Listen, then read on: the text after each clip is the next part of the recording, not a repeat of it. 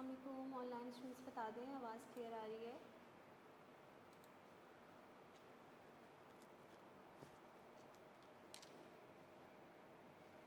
ये होना शुरू हो जाता है कि मैंने इसलिए स्टार्टिंग से ये बात बोली थी, लेकिन ऑब्वियसली हर कोई फॉलो नहीं करता इस बात को कि अपनी अटेंडेंस पे का बहुत ख्याल रखिएगा। आप लोग क्लासेस मिस करेंगे तो इसमें आप ही लोगों का नुकसान है।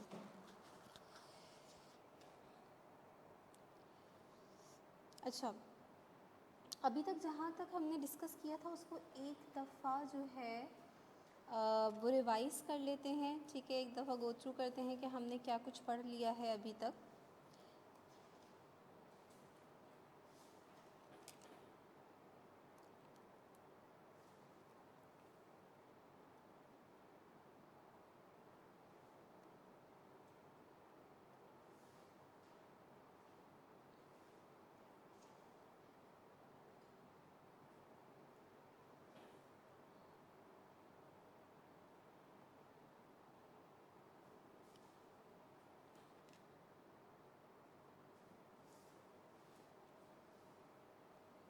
अच्छा, सबसे पहले तो हमने डेफिनेशन ऑफ इकोनॉमिक्स से स्टार्ट करा था और हमने 3 इकोनॉमिस्ट की डेफिनेशन देखी थी, Adam Smith, Alfred Marshall and Robbins. ठीक है ना। बहुत ज़्यादा डिटेल में दोबारा नहीं जाऊंगी, लेकिन एडम स्मिथ में हमने सिंपल जो है वो ये देखा था कि एडम स्मिथ ने इकोनॉमिक्स को जो है इकोनॉमिक्स की जो डेफिनेशन दी थी वो वेल्थ सेंटर्ड थी। यानी उन्होंने बोला कि भाई इकोनॉमिक्स जो है ना वो वेल्थ के अराउंड रिवॉल्व करती है कि आप वेल्थ की प्रोडक्शन, वेल्थ को कैसे जनरेट करना है, क्या कहते हैं, distribution of wealth, exchange of wealth, consumption of wealth, इन सब पे बात करी होती है। मेनली जो एडम स्मिथ थे उन्होंने जो है वो वेल्थ की यूसेज पे इतनी बात नहीं करी थी। उन्होंने कहा था कि भाई हम economics, we study economics for the sake of wealth. ठीक है ना, मतलब वेल्थ हासिल करने के लिए कि कितनी इम्पॉर्टेंट है ये, और वेल्दियर बनने के लिए जो है ना ये सब्जेक्ट पढ़ा जाता है। एल्फ्रेड मार्शल ने जो है वो इसको करेक्ट करा था एक तरीके से आप कह लें, या उन्होंने अपने एक एडिशन करा था कि उन्होंने कहा था कि भाई हम इकोनॉमिक्स को for the sake of wealth नहीं पढ़ते, हम इकोनॉमिक्स को पढ़ते हैं how to use that wealth ना फॉर आवर वेल बींग और for the welfare of our society. ठीक है ना। तो उन्होंने जो इकोनॉमिक्स का फोकस था वो वेल्थ से वेलफेयर पे शिफ्ट कर दिया था। और देन हमारे पास रॉबिन्स आए थे और रॉबिन्स ने ये किया था कि उन्होंने जो है इकोनॉमिक्स के एक तरीके से ब्रॉड डेफिनेशन हमें दी थी, और उन्होंने कहा था कि हम इकोनॉमिक्स में ह्यूमन बिहेवियर पढ़ते हैं, और ह्यूमन बिहेवियर ये है कि इंसान की ख्वाहिशात जो हैं वो अनलिमिटेड है। ठीक है ना, our wants are unlimited, but to fulfill that wants we need some resources and that resources are limited। ठीक है ना, तो हमें क्या करना है, we have to make choices, we have to set our preferences कि भाई क्या चीज़ हमारे लिए मोस्ट इंपॉर्टेंट है, किस पे हम जो है वो अपने रिसोर्सेज लगा सकते हैं, किस पे नहीं लगा सकते। तो हमें जो है वो चॉइस मेकिंग करनी पड़ेगी। चॉइसेस क्यों बनानी पड़ेगी कि जो रिसोर्सेज हैं उनके ऑल्टरनेटिव यूजेस हैं, तो हमें डिसाइड करना पड़ेगा कि किस यूज़ पे उस रिसोर्स को एलोकेट करें कि उससे हमें ज़्यादा से ज़्यादा फ़ायदा हो। उसको हमने मुख्तलिफ एग्जाम्पल से देखा था क्लास में। देन हमने जो है वो प्रोसीड करा था आगे नेचर ऑफ इकोनॉमिक्स पे। अगर आपने रिवीजन के दौरान आपको कोई भी कन्फ्यूजन हुई हो, कोई बात आपको समझ में ना आई हो, जैसे आपने मतलब आई होप कि आपने उस घर में बुक खोली होगी। ठीक है ना, तो अगर आपको बुक में कोई ऐसी बात जो समझ में ना आई है तो वो भी पूछ सकते हो। अभी इकोनॉमिक्स में हमने बात करी थी कि क्या ये साइंस है या आर्ट है, तो हमने ऑब्जर्व करा कि भाई मैथडोलॉजी के लिहाज से तो बिल्कुल इकोनॉमिक्स साइंस जैसी है कि वही पहले आप एक चीज़ ऑब्जर्व करते हो फैक्ट्स एंड फिगर्स को देखते हुए, फिर आप उसको एनालाइज करते हो, देन आप कोई थ्योरी देते हो जो कॉज एंड इफेक्ट रिलेशन बता रही होती है। इकोनॉमिक्स की हर theory cause and effect relation बताती है।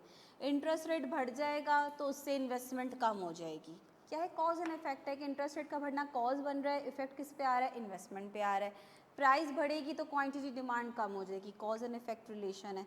तो इकोनॉमिक्स की हर थ्योरी में ही आपको जो है वो रिलेशन दिख रहा होगा कॉज एंड इफेक्ट का। ठीक है ना, between two variables and more than two variables. जबकि जो आर्ट है, हमने कहा ये क्या है, application of some scientific knowledge और थ्योरीज, कि भाई जो थ्योरीज हैं उन्हीं को अगर जब हम अप्लाई करते हैं तो वो क्या है, आर्ट है। तो हमने कहा भाई जो इकोनॉमिक्स को ज़रा सा भी जानता है उसको ये बात पता है कि इकोनॉमिक्स में हम सिर्फ नॉलेज और फैक्ट्स को नहीं पढ़ रहे होते, हम उनको अप्लाई भी करते हैं। ठीक है ना, यानी अगर कोई प्रॉब्लम है इकोनॉमी की तो वो फैक्ट है, फैक्ट बता रहे हैं कि भाई ये प्रॉब्लम एग्जिस्ट करती है, तो सिर्फ हमें इस प्रॉब्लम को पढ़ना नहीं है कि भाई फला प्रॉब्लम एग्जिस्ट करती है, उस प्रॉब्लम को सॉल्व कैसे करना है और फिर उसको हम सॉल्व करेंगे, इम्प्लीमेंट करेंगे उन थ्योरीज़ को। अगर थ्योरी कहती है कि भाई आपको पॉवर्टी ख़त्म करने के लिए जो है वो फला मेजर यूज़ करना चाहिए, तो आप वो मेजर यूज़ करोगे ना, सिर्फ आप पढ़ोगे नहीं कि हाँ भाई फला मेजर्स यूज़ करने से पॉवर्टी कम की जा सकती है, आप उस मेजर्स को यूज़ करोगे। तो जब आप इम्प्लीमेंट करोगे तो वो क्या है, आर्ट है, उन थ्योरीज़ की क्या है, एप्लीकेशन है। तो हमने कहा कि भाई इकोनॉमिक्स में हमें साइंस और आर्ट्स दोनों के एलिमेंट्स मिलते हैं, तो हम इसको दोनों में ही जो है वो इंक्लूड करेंगे। फिर एक क्वेश्चन हमने ये देखा था कि भाई क्या इकोनॉमिक्स पॉजिटिव साइंस है या नॉर्मेटिव साइंस है। अगेन हमने देखा कि भाई पॉजिटिव साइंस किसे कहते हैं, जो कि व्हाट इज़ डिस्कस कर रही होती है, यानी फैक्ट्स के बारे में बात कर रही होती है, जबकि नॉर्मेटिव साइंस जो है वो होती है कि भाई व्हाट ऑट टू बी और व्हाट शुड बी, क्या होना चाहिए आइडियली, हमारे लिहाज से हमारा क्या ओपिनियन है कि भाई इकोनॉमी में किस तरीके से होना चाहिए, फलां चीज़ कैसी होनी चाहिए, लिटरेसी रेट कैसे बढ़ाना चाहिए, पॉवर्टी कैसे कम की जानी चाहिए, ठीक है ना, इस तरह की बातें। तो जो व्हाट इज से क्वेश्चन स्टार्ट हो रहा है उसका आंसर फैक्ट्स पे बेस करेगा, उसका आंसर आपका ओपिनियन नहीं होगा, हमने क्लास में बात करी थी। और जो question what should say start हो रहा है कि भाई ये चीज़ कैसे सही होनी चाहिए, उसका जो आप आंसर दोगे वो आप अपना ओपिनियन दोगे, भाई मेरे ख्याल से ये चीज़ जो है इसको सही करने के लिए हमें फला मेजर लेना चाहिए, ठीक है ना। अब वो आपका ओपिनियन है, उसको टेस्ट नहीं किया जा सकता और ज़रूरी नहीं है कि उससे हर कोई एग्री करे। तो जो मेजर डिफरेंस है पॉजिटिव और नॉर्मेटिव साइंस में या पॉजिटिव और नॉर्मेटिव स्टेटमेंट में, वो ये है कि पॉजिटिव स्टेटमेंट से हर किसी का एग्री होना ज़रूरी है, हर कोई एवरीवन यानी जो है ना वो एग्री करता है कि भाई ठीक है क्योंकि फैक्ट है ना, ठीक है। लेकिन नॉर्मेटिव स्टेटमेंट से हर किसी का एग्री करना ज़रूरी नहीं है, ठीक है, क्योंकि वो आपके ओपिनियन पे बेस कर रहा होता है। इसकी भी हमने एग्जांपल्स देख ली थी, आपके पास दो स्टेटमेंट्स लिखी हुई थी। फॉर एग्जांपल मैं कहती हूँ एवरीवन शुड स्टडी इकोनॉमिक्स, ये मेरा अपना ओपिनियन है, हो सकता है कोई इस बात से बोले कि भाई ज़रूरी नहीं है, क्यों भाई क्यों हर किसी को इकोनॉमिक्स पढ़ना चाहिए, ठीक है ना। तो ये कौन सी स्टेटमेंट है, नॉर्मेटिव स्टेटमेंट है, ठीक है ना। अच्छा जी, उसके बाद हम ब्रांचेस पे आए थे, हमने ब्रांचेस के बारे में बात करी थी कि भाई इकोनॉमिक्स को हम टू मेन ब्रांचेस में डिवाइड करते हैं, माइक्रो और मैक्रो। माइक्रो में हम स्मॉल लेवल पे एनालिसिस करेंगे, फॉर एग्जांपल हम अच्छा एनालिसिस कितना बड़ा है वो डिपेंड करता है कि उसका माइक्रो लेवल क्या होगा। फॉर एग्जांपल अगर मैं एक क्लास को ले रही हूँ तो माइक्रो कौन है, एक स्टूडेंट यहाँ का, ठीक है, इस क्लास का एक स्टूडेंट का एनालिसिस करना वो माइक्रो लेवल पे एनालिसिस, और पूरी क्लास के सारे स्टूडेंट्स का एनालिसिस क्या है, मैक्रो है। अगर मैं पूरा इंस्टीट्यूट ले रही हूँ तो फिर एक क्लास का एनालिसिस माइक्रो हुआ और इस इंस्टीट्यूट में जितनी क्लास हैं सबका एनालिसिस मैक्रो हुआ, ठीक है। तो इट डिपेंड्स कि माइक्रो एनालिसिस और मैक्रो क्या है, वो आप कितना ब्रॉड लेवल पे एनालिसिस कर रहे हो उस पर डिपेंड करेगा कि माइक्रो लेवल एनालिसिस क्या होगा और मैक्रो क्या होगा, ठीक है।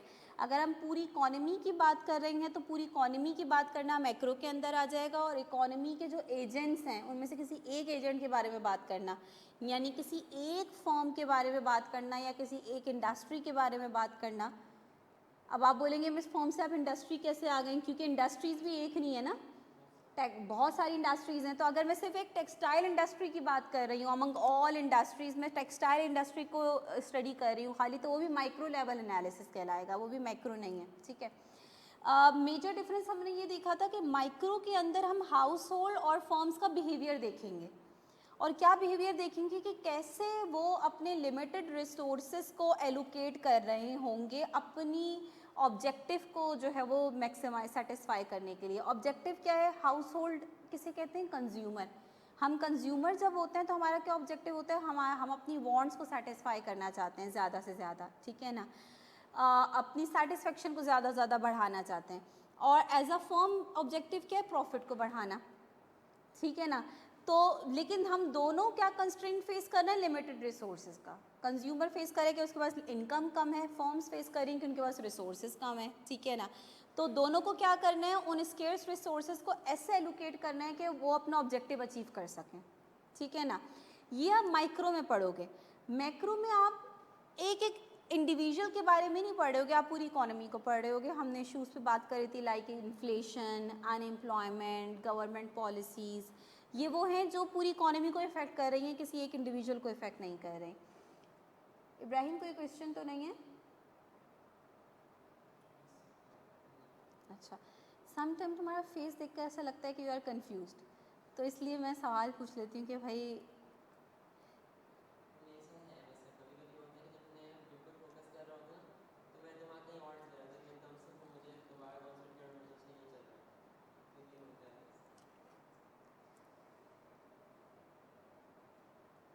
अच्छा जी, उसके बाद हमने बात करी थी एजेंट्स और पार्टिसिपेंट्स ऑफ एन इकोनॉमी। मैं हर क्लास में कहती हूँ कि जो भी ऑनलाइन स्टूडेंट्स हैं, माहम और हैदर आपको दोबारा से बताने की ज़रूरत नहीं है, आप ऑलरेडी 2 दफ़ा बता चुके हैं। लेकिन जो बाकी स्टूडेंट्स जो ज्वाइन कर रहे हैं, प्लीज़ अपना फुल नेम और अपना कॉन्टैक्ट नंबर जो है वो मुझे जो है वो आप मुझसे शेयर कर लें आप लोग, क्योंकि मैं आप लोगों की फिर अटेंडेंस ले लूँगी ऑनलाइन स्टूडेंट्स की, ठीक है ना। अच्छा जी, तो एजेंट्स और पार्टिसिपेंट्स किसे कहते हैं भाई? ये कौन थे? Decision makers. अब ये डिसीजन मेकर्स किसे कहते हैं? जो इकोनॉमी में किसी भी किस्म का डिसीजन ले रहे होते हैं। फॉर एग्जांपल अभी अभी हमने बात करी कि कंज्यूमर भी तो डिसीजन ले रहा है ना, कि भाई मेरी इनकम इतनी है, ठीक है ना। अब मैं अपनी इस इनकम को गुड ए पे भी लगा सकता हूँ, यानी गुड ए कुछ भी हो सकता है, गुड बी पे भी लगा सकता हूँ, गुड सी पे भी लगा सकता हूँ, मेरे पास मल्टीपल ऑप्शंस हैं, लेकिन मैं सब पे नहीं लगा सकता अपनी इनकम। अपनी सारी वांट्स को अपनी इनकम से सेटिस्फाई नहीं कर सकता, क्योंकि मेरी इनकम लिमिटेड है। तो मुझे डिसाइड करना पड़ेगा कि मैं किस पे लगाऊं और किस पे ना लगाऊं, ठीक है ना। ये डिसीजन मेकिंग है, ठीक है। इसी तरीके से भाई आपके पास फॉर्म्स आ जाती हैं, ठीक है। किसी ने मुझसे आई थिंक आज पूछा भी था कि मिस ये फॉर्म्स वाला जो है ये एक्सप्लेन कर दें, तो ये बिल्कुल आपने पूछा था? अच्छा अच्छा अच्छा। तो ये फॉर्म्स में हमने ये कहा था कि भाई ऑर्गेनाइजेशंस क्यों कह रहे हैं? क्योंकि भाई फॉर्म को आप ऑर्गेनाइजेशंस भी कह सकते हैं ना, ये भी एक ऑर्गेनाइजेशन है ना, एसटीटी भी एक ऑर्गेनाइजेशन है। तो कलेक्टिव ग्रुप ऑफ ऑर्गेनाइजेशंस, यानी ये वो ग्रुप है ऑर्गेनाइजेशंस का जो बेसिकली कर क्या रहा है? गुड्स एंड सर्विसेज प्रोड्यूस कर रहा है। ये ऑर्गेनाइजेशन सर्विस प्रोड्यूसर है, ठीक है ना। ये कोई कमोडिटी नहीं प्रोड्यूस करके दे रही है आपको, ये सर्विस प्रोवाइड कर रहे हैं हम आपको, ठीक है ना। तो कोई भी ऑर्गेनाइजेशंस का ग्रुप जो बेसिकली क्या कर रहा है? गुड्स एंड सर्विसेज को प्रोड्यूस कर रहा है, उन्हें आप क्या बोल रहे हैं? फॉर्म्स, ठीक है ना। बेसिकली इसको भी आप एक फॉर्म का नाम दे सकते हैं, ऑर्गेनाइजेशन या फॉर्म। अब ये हम कर क्या रहे हैं? जितनी भी ऑर्गेनाइजेशंस हैं, जितनी भी फॉर्म्स हैं, वो क्या डिसीजन मेकिंग ले रहे हैं? आप कह रहे हैं ना दे आर डिसीजन मेकर, तो क्या डिसीजन मेकर ले रहे हैं? मैं पहले भी अभी आपको बता चुकी हूँ कि भाई हर फॉर्म के पास रिसोर्सेज लिमिटेड हैं, ठीक है ना। तो वो हर चीज़ प्रोड्यूस नहीं कर सकती। ऑब्जेक्टिव क्या है हर फॉर्म का? अपना प्रॉफिट ज़्यादा से ज़्यादा करना। लेकिन प्रॉफिट बढ़ाने के लिए वो अपने रिसोर्सेज को हर जगह नहीं लगा सकती, क्योंकि रिसोर्सेज इतने नहीं हैं। तो उसको डिसाइड करना पड़ेगा कि भाई ये बिज़नेस करना है, ये करना है या ये करना है, ठीक है ना।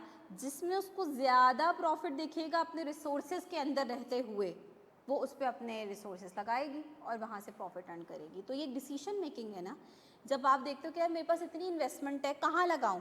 अपनी इन्वेस्टमेंट को देखते हुए आपके पास कुछ ऑप्शंस आते हैं कि भाई इस इन्वेस्टमेंट के साथ मैं यहाँ पे भी लगा सकता हूँ पैसा, यहाँ पे भी और यहाँ पे भी, लेकिन मैं कहाँ लगाऊँ जो मुझे सबसे ज़्यादा प्रॉफिट हो। ये आप एक डिसीजन ले रहे हैं ना। आप सब पे क्यों नहीं लगा देते पैसा? क्योंकि इतने तो पैसे इन्वेस्टमेंट ही नहीं है आपकी, ठीक है ना। तो आप एक डिसीजन ले रहे हैं ना, आप एक चॉइस बना रहे हैं ऑप्शंस को देखते हुए कि मैंने कौन सा ऑल्टरनेट सेलेक्ट करना है, ठीक है। तो यही फॉर्म्स का काम है कि अपना प्रॉफिट बढ़ाने के लिए अपने रिसोर्सेज को कहाँ एलोकेट करें कि सबसे ज़्यादा प्रॉफिट हो, ठीक है जी। उसके बाद हमने बात करी थी गवर्नमेंट की। गवर्नमेंट किसे कहते हैं? गवर्नमेंट आप स्टेट को कह रहे हैं, जो बेसिकली क्या कर रही है? अपने लॉ के थ्रू जो है पूरी इकोनॉमी को चला रही है। गवर्नमेंट इब्राहिम क्या डिसीजन ले रही थी?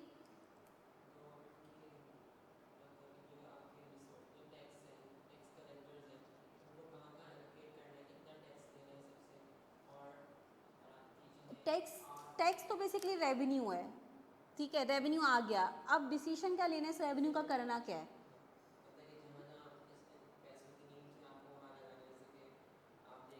नीड तो भाई, मैं sorry to interrupt you, need तो देखिए हर सेक्टर चाहेगा कि सारे पैसे हम पर ही लग जाएं, ठीक है ना।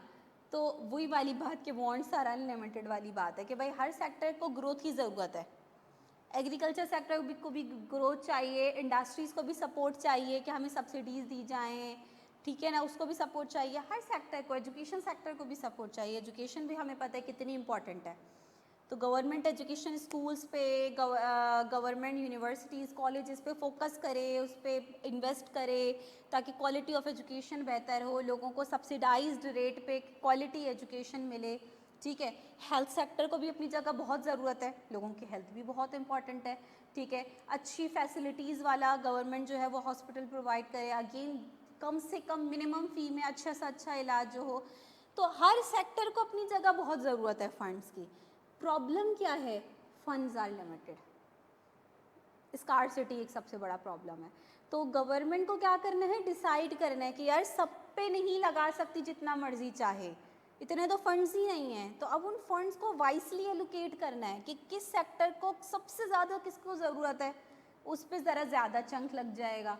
ठीक है ना, तो आपने प्रायोरिटी सेट करनी है। ठीक है ना, बेनिफिट्स को देखते हुए कि भाई इकोनॉमिक वेलफेयर को देखते हुए कि सबसे ज़्यादा कौन सा सेक्टर नीड में है इस वक्त ना। तो जब आप मैक्रो लेवल पे पढ़ोगे, जीडीपी वगैरह इस चीज़ में भी हेल्प कर रही होती है। जब जीडीपी आपके पास आती है तो आपको पता चलता है किस सेक्टर ने सबसे ज़्यादा कंट्रीब्यूट करा और किस सेक्टर ने सबसे कम कंट्रीब्यूट करा। जो सेक्टर सबसे कम कंट्रीब्यूट करे यानी वहाँ प्रॉब्लम एग्जिस्ट कर रही है, वहाँ कोई मसला है कि वो सेक्टर इतना कंट्रीब्यूट ना करना है। कंट्रीब्यूट करने का क्या मतलब है, एग्रीकल्चर सेक्टर में अगर बहुत ज़्यादा प्रोडक्शन हुई है तो उसकी कंट्रीब्यूशन ज़्यादा हुई ना, और अगर किसी साल बहुत कम प्रोडक्शन हुई है यानी वहाँ कोई प्रॉब्लम है। तो आपको ज़रूरत है कि वहाँ कुछ फंड्स एलोकेट करें, देखें प्रॉब्लम कहाँ एग्जिस्ट करती है। तो ये कॉन्सेप्ट भी आपको बता रहे थे कहाँ कौन सा सेक्टर आपको ज़्यादा इस वक्त ज़रूरत में है। ठीक है ना, तो इसके लिए आप ये सब कैलकुलेशन कर रहे होते हैं। ठीक है, गवर्नमेंट के आपने देख लिया। आपका नाम क्या था, अलीज़ा? अलीज़ा, फॉरेन ट्रेडर्स में हमने क्या पढ़ा था? ठीक है, फॉरेन ट्रेडर्स में हमने कहा था कि फॉरेन ट्रेडर्स कौन हैं, आपके इंपोर्टर्स एंड एक्सपोर्टर्स। ठीक है ना, इंपोर्टर्स कौन होते हैं, जो प्रोडक्ट बाय कर रहे होते हैं from rest of the world, ठीक है, डिफरेंट इकोनॉमीज़ से। और एक्सपोर्टर्स कौन होते हैं, जो डोमेस्टिक सेलर्स होते हैं। ठीक है, यहाँ पे भी प्रोड्यूस कर रहे हैं और दूसरी इकोनॉमीज़ को भी क्या कर रहे हैं, सेल कर रहे हैं। ठीक है जी, अच्छा जी, आगे बढ़े थे हम।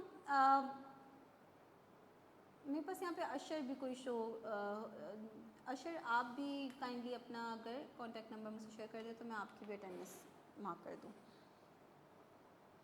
हमने फैक्टर्स ऑफ प्रोडक्शन पे बात करी थी। फैक्टर्स ऑफ प्रोडक्शन किसे कहते हैं, वो रिसोर्सेज जो कि किसी भी चीज़ को प्रोड्यूस करने के लिए इम्पॉर्टेंट होते हैं, और इनको हमने डिवाइड करा था, कैटेगराइज करा था in terms of human and non human factors.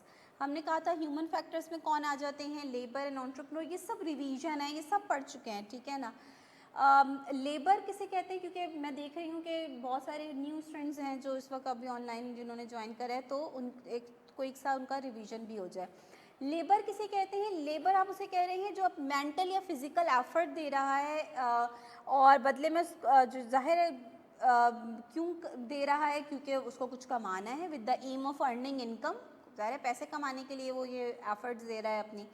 अच्छा, एफर्ट्स किस तरह की हो सकती हैं, वो आपको मिसाल जैसे रोड ब्रेकिंग हो गई, माइनिंग, टीचिंग, काउंसलिंग। ठीक है, इसमें फिजिकल एफर्ट्स भी आ गई और मेंटल एफर्ट्स भी आ गई। ठीक है ना, एंटरप्रेन्योर किसे कहते हैं, एंटरप्रेन्योर बेसिकली है तो इंसान ही, लेबर जस्ट लाइक लेबर, लेकिन वो क्या कर रहा है, वो रिस्क ले रहा है, यानी वो डिसाइड करे कि फला जो है वो चीज़ स्टार्ट लेनी है, किसी चीज़ का स्टार्ट लेना। ठीक है, ये एक रिस्क टेकिंग एक डिसीजन होता है कि इसमें आपको लॉस भी हो सकता है। ठीक है ना, और वो क्या कर रहा है कि जो जितने भी अदर 3 फैक्टर्स हैं उनको कंबाइन कर रहा है, लैंड, लेबर, कैपिटल, उनको सबको कंबाइन करके एक चीज़ प्रोड्यूस कर रहा है। ठीक है ना, तो और हमने एक डिफरेंस देखा था एंटरप्रेन्योर और लेबर में कि जो सबसे मेजर डिफरेंस है वो ये है कि भाई लेबर को अपने काम का आखिर में सैलरी के टर्म में मिल जाएगी। ठीक है ना, चाहे ऑर्गेनाइजेशन नुकसान में जा रही हो, लेकिन लेबर के साथ तो कॉन्ट्रैक्ट हुआ है। लेबर के साथ ये कॉन्ट्रैक्ट नहीं होता कि अगर लॉस हुआ तो आपको कुछ नहीं देंगे। ठीक है ना, लेबर के साथ कॉन्ट्रैक्ट हुआ है कि भाई आपको इतनी सैलरी, इतनी पेमेंट होनी है, तो उसको तो मिलेगी उतनी पेमेंट, अब वो ऑर्गेनाइजेशन कहीं से भी अरेंज करके दे। जो असल रिस्क है वो ऑर्गेनाइजेशन ले रही है, वो एंटरप्रेन्योर ले रहा है कि अगर बिजनेस कामयाब ना हो सका, ये वेंचर कामयाब ना हो सका तो उसको लॉस बेयर करना पड़ेगा। ठीक है ना, तो ये एक मेजर डिफरेंस है दोनों में। ठीक है ठीक है ठीक है। नॉन ह्यूमन फैक्टर्स में हमारे पास आ रहे थे लैंड और कैपिटल, और ये इस वजह से इम्पॉर्टेंट थे क्योंकि जनरली जो हम मतलब लेते हैं उसमें बहुत बड़ा डिफरेंस है इकोनॉमिक्स के मीनिंग में। लैंड से हम जनरली मतलब लेते हैं सरफेस ऑफ द अर्थ, लेकिन इकोनॉमिक्स कहती है तो बहुत ही नैरो डेफिनेशन है। For economics all natural resources which are free gift of nature, ये लैंड है। जितनी भी चीज़ें हमें नेचर ने प्रोवाइड करी हैं, जितनी भी चीज़ें, वो सारी की सारी किसकी डेफिनेशन में आ जाती हैं? लैंड की डेफिनेशन में आ जाती हैं।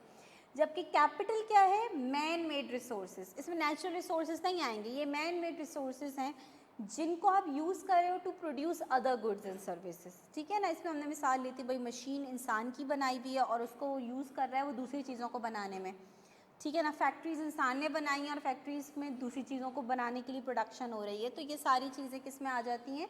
कैपिटल में आ जाती हैं। ठीक है जी, तो ये हमने फैक्टर्स ऑफ प्रोडक्शन पढ़े थे और आई थिंक हमारा लास्ट कॉन्सेप्ट जो है ना वो स्लाइड पे एंड हुआ था, राइट।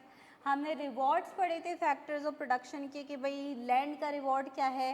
रेंट है। लेबर का रिवॉर्ड क्या है? Wages and salaries. कैपिटल का रिवॉर्ड क्या है? इंटरेस्ट। एंड एंटरप्रेन्योर का रिवॉर्ड क्या है? प्रॉफिट। ठीक है ना, तो यहाँ तक हमने जो है वो अपनी डिस्कशन कर ली थी लास्ट क्लास में। अच्छा जी, अब मुझे किसी ने याद दिलाया था कि मैं आपने एमसीक्यूज सेंड नहीं करे, तो मैंने ग्रुप में एमसीक्यूज आप लोगों से शेयर कर दिए थे। मैंने कहा था कि चलो अब इतनी लेट मैंने शेयर करा तो मैं आपको नेक्स्ट क्लास में ही जो है वो बता दूंगी कि आप लोगों ने कितने एमसीक्यूज सॉल्व करने हैं। जी जी जी जी जी बिल्कुल।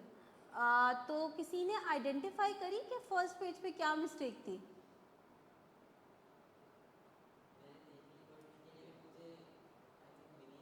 अच्छा, आपने ऐसे नहीं देखना था क्या मिस्टेक है, क्या आपने रीड करना था? क्या आपने रीड करा? ठीक है, रीड करने के बाद आपको खुद पता चल जाना चाहिए था कि कहाँ मिस्टेक है। अच्छा चले, माहम आपको पता चला? माहम ने ख़ास तौर पे ये बात कही है। हाँ, तो माहम ने पकड़ ली होगी, इसी वजह से बोली है। बिल्कुल। हाँ, क्या लिखा हुआ था वहाँ पे?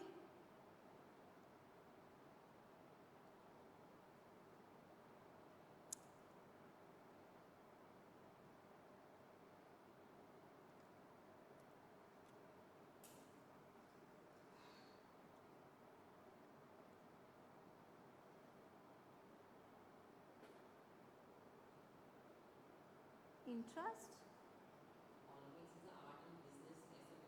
नहीं नहीं नहीं नहीं, इतनी मुश्किल बात है मैंने कहा था कि वो इतना कॉमन वो मिस्टेक है कि आपको देखकर फ़ौरन से समझ में आ जाएगी, मतलब कि आपने ये नहीं पढ़ा था। एक सेकंड।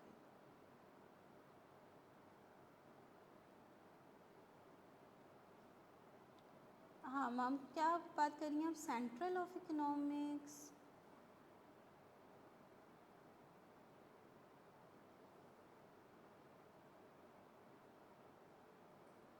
हाँ हाँ बिल्कुल बिल्कुल बिल्कुल बिल्कुल बिल्कुल ठीक है। अच्छा, ये एक बहुत मतलब एक ऐसी मिस्टेक थी कि ढूंढना कोई मुश्किल नहीं था, आपने जस्ट रीड करते हुए आपको पता चल जाना चाहिए था। ये मार्शल की डेफिनेशन को जब डिस्कस कर रहे हैं ना, पहले उन्होंने एडम स्मिथ की डेफिनेशन को डिस्कस करा, ठीक है, उसके बाद ये आए मार्शल की डेफिनेशन पे। जब ये मार्शल की डेफिनेशन पे आए, हाइलाइटर कहाँ है भाई हमारा?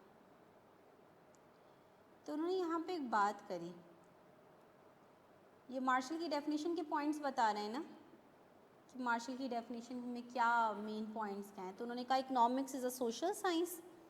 ठीक है ना, ये सोशल साइंस के अंदर किसने डाला था? मार्शल ने डाला था, क्योंकि मार्शल ने एक ऐसा सब्जेक्ट जो वेलफेयर के बारे में बात करता ही नहीं है, वो सोशल साइंस नहीं कह सकते आप उसको।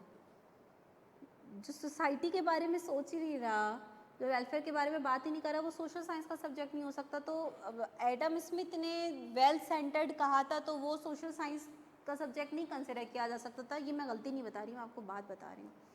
मार्शल ने एक बात कही स्टार्टिंग में कि इकोनॉमिक्स में हम क्या पढ़ते हैं कि economics is the study of man kind in the ordinary business of life, जब उसने ये बात कही तो उसने ये बात बता दी कि भाई economics is a social science.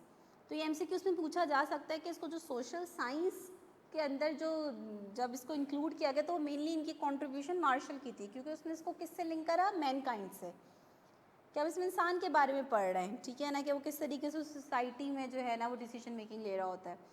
अच्छा, सेकंड पॉइंट क्या लिखा हुआ है इसका, क्या मार्शल की डेफिनेशन में wealth central area of interest थी? ये सेकंड पॉइंट किसके लिए, मार्शल की डेफिनेशन में ऐसा था या एडम स्मिथ की डेफिनेशन? तो ये बहुत बड़ा कॉमन ब्लेंडर है जो गलती से यहाँ पे इन्होंने वेलफेयर की जगह वेल्थ लिख दिया है। तो welfare is a central area of interest in Marshall definition ना। वो थर्ड बात में वो यही कह रहे हैं कि economics anciently discuss about the welfare well being of society. तो मार्शल की डेफिनेशन में welfare central area of interest था और एडम स्मिथ की डेफिनेशन में जो है ना वेल्थ थी, ठीक है। तो ये एक जो है ना वो मैंने बात आप लोगों से कही थी पकड़ने को।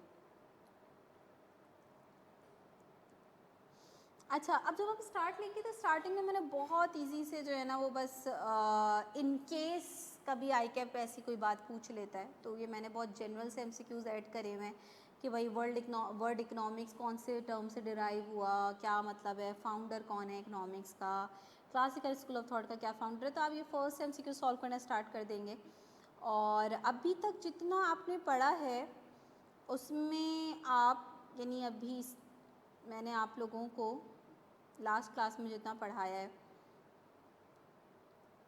12th वाला स्किप कर दीजिएगा आप ना, क्योंकि मॉडल्स अभी आपने पढ़े नहीं हैं तो आप इसके बारे में शायद नहीं बता सकते, ठीक है ना। 12 वाला स्किप करते हुए आप लाइन से आगे आएंगे और 12 हो गया, 18 हो गया, ये आपने स्किप करना है। कोई एक अपने पास नोट कर ले, यानी जब आप एमसीक्यू सॉल्व करना स्टार्ट करोगे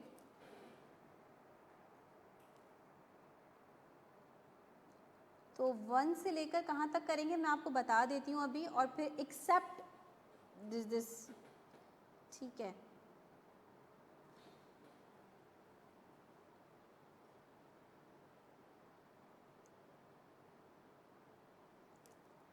फिलहाल अभी वैसे हम इस क्लास के एंड होने पर ये काम कर लेते क्योंकि आज भी तो हम कुछ कॉन्सेप्ट पढ़ेंगे। फ़िलहाल मैंने आपको जो बोला है वो है एक तो 12 है आई थिंक और एक 18 है। जो आपको ना समझ में आए तो कोई मसले वाली बात नहीं है, क्योंकि वो मॉडल्स के बारे में बात करें, मॉडल्स आपने अभी पढ़े नहीं हैं, ठीक है ना। फ़िलहाल आप 1 to 23, अभी मैं इस क्लास के एंड में 23 को फर्दर आगे बढ़ा दूँगी क्योंकि अभी हम आज भी कुछ कॉन्सेप्ट पढ़ेंगे। चलिए जी आगे बढ़ते हैं। आज हमने एक बहुत इम्पॉर्टेंट कॉन्सेप्ट डिस्कस करना है और वो है types of goods on the basis of consumption. सबसे पहले इस कॉन्सेप्ट में हम क्या पढ़ेंगे, गुड्स किसे कहते हैं। पहले तो सबसे पहले ये बात करें ना, गुड्स कहते किसे हैं। तो गुड्स की यहाँ पे एक डेफिनेशन लिखी हुई है कि गुड्स इकोनॉमिक्स में कह रहे होते हैं उन चीज़ों को जो क्या कर रही होती हैं, ह्यूमन नीड्स और वांट्स को क्या करती हैं, सेटिस्फाई करती हैं, हमारी किसी ज़रूरत या हमारी किसी ख्वाहिश को पूरी करती हैं। एंड प्रोवाइड यूटिलिटी, यूटिलिटी मैंने बताया था किसे कहते हैं, सेटिस्फेक्शन को, कि जब भी आप सोप से फेस वॉश कर रहे हो तो उससे भी आपको सेटिस्फेक्शन मिल रही है ना, या फेस वॉश से फेस वॉश कर रहे हो तो उससे सेटिस्फेक्शन मिल रही है आपको। तो हर चीज़ जो आप यूज़ करते हो उससे आपको कुछ ना कुछ सेटिस्फेक्शन मिल रही होती है। तो गुड्स किसे कहते हैं, कोई भी प्रोडक्ट जो ह्यूमन नीड्स और वांट्स को सेटिस्फाई कर रही होती है और जो हमें कुछ यूटिलिटी दे रही होती है, उसे हम क्या कहते हैं, गुड्स कहते हैं, सिंपल। अच्छा, इकोनॉमिक्स में हम कह रहे हैं कि हम गुड्स को कैटेगराइज करते हैं, टाइप्स बताते हैं on the basis of consumption. Consumption की बेसिस पर, आप बोलेंगे अब कंजम्पशन की क्या, आगे इनकम की बेसिस पर भी हम कैटेगरी देखेंगे। कंजम्पशन की बेसिस पर हमारे पास कुछ कैटेगरीज आ जाती हैं गुड्स की, जिनमें 5 टाइप्स ऑफ गुड्स अभी हम यहाँ पे पढ़ेंगे on the basis of consumption. अभी आप आगे बढ़ेंगे तो आपको इनका मतलब समझ में आ जाएगा। अच्छा, अब इनमें जो फर्स्ट 2 टाइप्स हैं वो आपको काफ़ी इंटरलिंक्ड लग रही होंगी। फर्स्ट क्या है, मैरिड गुड्स, सेकंड क्या है, डीमेरिट गुड्स, यानी ज़ाहिर है एक दूसरे का ऑपोजिट है, ठीक है ना। सबसे पहले मेरिट गुड्स पे बात करते हैं। अच्छा, यहाँ ये टॉपिक इतना मुश्किल नहीं है, लेकिन इस टॉपिक में जो है ना डेफिनेशन में कुछ ऐसी टर्म्स यूज़ हो गई हैं जिनको समझाने के लिए थोड़ा सा इन डेप्थ जाना पड़ता है। अदरवाइज़ अगर ये टर्म्स इन्होंने यहाँ यूज़ नहीं की होती, सिंपल तरीके से समझाया होता तो मैं 2 मिनट लगते इसको समझाने में। जब मेरिट गुड्स कह रहे हैं कि किसे कहते हैं, merit goods create positive externalities. मैंने उन टर्म्स को जो है ना थोड़ा सा बोल्ड भी कर दिया है ताकि उनकी आपको पता चले कि भाई ये इंपॉर्टेंट टर्म्स हैं। Merit goods create positive externalities. नहीं समझ में आया, आगे बढ़ जाते हैं। नहीं समझ में आया पॉजिटिव एक्सटर्नैलिटी का क्या मतलब है, आगे बढ़ जाएं। And contribute significantly to the social welfare. हाँ, ये कुछ समझ में आ रहा है, ठीक है ना। तो पहली वाली बात को इग्नोर करके अगर हम दूसरी वाली बात पे फोकस करें तो वो कह रहा है कि मेरिट गुड्स उन्हें कहते हैं जो सोसाइटी की वेलफेयर में कंट्रीब्यूट करते हैं। यानी आसान लफ्ज़ों में आप इसको ऐसे समझो कि जो सोसाइटी के लिए अच्छे हैं, सोसाइटी की वेलफेयर के लिए अच्छे हैं, ठीक है ना, सोसाइटी की वेलफेयर को बढ़ाते हैं, ठीक है ना, उनको आप मेरिट गुड्स कह रहे हैं। These goods are assumed to be socially desirable। जाहिर है जब सोसाइटी की वेलफेयर को बढ़ाएंगे तो सोसाइटी के लिए डिज़ायरेबल है ना, ठीक है ना। These may be under consumed and even under produced by way of the prevailing market mechanism। ये क्या कहना चाह रहे हैं, ये कहना चाह रहे हैं कि अगर देखो किसी भी चीज़ की प्रोडक्शन जो है ना वो दो चीज़ों की आप कह लो कि दो तरह से हो सकती है। एक, गवर्नमेंट बोले कि इसको सप्लाई करने का जो है ना वो मैं अपने सर लेती हूँ, इसको सप्लाई मैं करूँगी, ये चीज़ मैं प्रोवाइड करूँगी लोगों को। एक तो तरीक़ाकार ये है। दूसरा तरीका ये, गवर्नमेंट बोले भाई ये मेरा काम नहीं है, मार्केट पे छोड़ दो। तो मार्केट में जो प्रोड्यूसर्स बने हैं वो उसको प्रोड्यूस करें, सेल करें, ठीक है, और वहाँ जो बायर हैं वो उसको बाय करें, ठीक है ना। तो मार्केट मैकेनिज्म का मतलब ये है कि अगर गवर्नमेंट मार्केट पे छोड़ दे, गवर्नमेंट इंटरफेयर ना करे उस चीज़ में कि वो कितनी प्रोड्यूस हो रही है, कितनी कंज्यूम हो रही है, गवर्नमेंट उसमें ना इंटरफेयर करे, तो ये मेरिट गुड्स क्या होंगे, अंडर कंज्यूम। अंडर कंज्यूम का मतलब समझ में आता है, अंडर कंज्यूम का क्या मतलब होगा, any idea? Exactly, under consume यानी जितने कंज्यूम होना चाहिए इसको। मेरिट गुड्स है ना, कह रहे हैं ना सोसाइटी के लिए अच्छे हैं तो उनकी कंजम्पशन ज़्यादा होनी चाहिए। वो कह रहे हैं कि जितनी कंजम्पशन होनी चाहिए उसके मुकाबले में क्या हो पाएगी, कम कंजम्पशन हो पाएगी। और जब कम कंजम्पशन हो पाएगी तो प्रोडक्शन भी क्या हो पाएगी, इसकी कम हो पाएगी। अगर ऐसा कब होगा, अगर गवर्नमेंट किस पे छोड़ दे, मार्केट पे छोड़ दे इसको, ठीक है ना। अभी हम जब एग्जाम्पल देखेंगे तो आपको बात इजीली समझ में आ जाएगी, ठीक है। पहले यहाँ पे कुछ टर्म्स हैं जिनको एक्सप्लेन करना इंपॉर्टेंट है। अच्छा, एक्सटर्नैलिटी एक टर्म यहाँ पे यूज़ की गई है कि merit goods create positive externalities. Externality किसे कहते हैं, कि सिर्फ मैं आपको एक्सप्लेन करूँगी, आपको लिखना भी इंपॉर्टेंट नहीं है क्योंकि ये कोई ऐसा कॉन्सेप्ट नहीं है जो पेपर में टेस्ट होगा आपको, लेकिन ऑब्वियसली ये बात पता तो होनी चाहिए ना कि यह मतलब क्या है। एक्सटर्नैलिटी कहते हैं कोई भी ऐसी एक्टिविटी जिसका इफ़ेक्ट थर्ड पार्टी पे आ रहा हो। अभी थर्ड पार्टी कौन है, थर्ड पार्टी वो है जो डायरेक्ट उस एक्टिविटी से कोई उसका लिंक नहीं है, ठीक है। हम कहते हैं थर्ड पार्टी को इन्वॉल्व नहीं करो, या थर्ड पार्टी को इन्वॉल्व करो जो बाइस नहीं होगी किसी डिसीजन मेकिंग में। हम कहते हैं ना कि भाई तीसरे बंदे को लेकर आओ।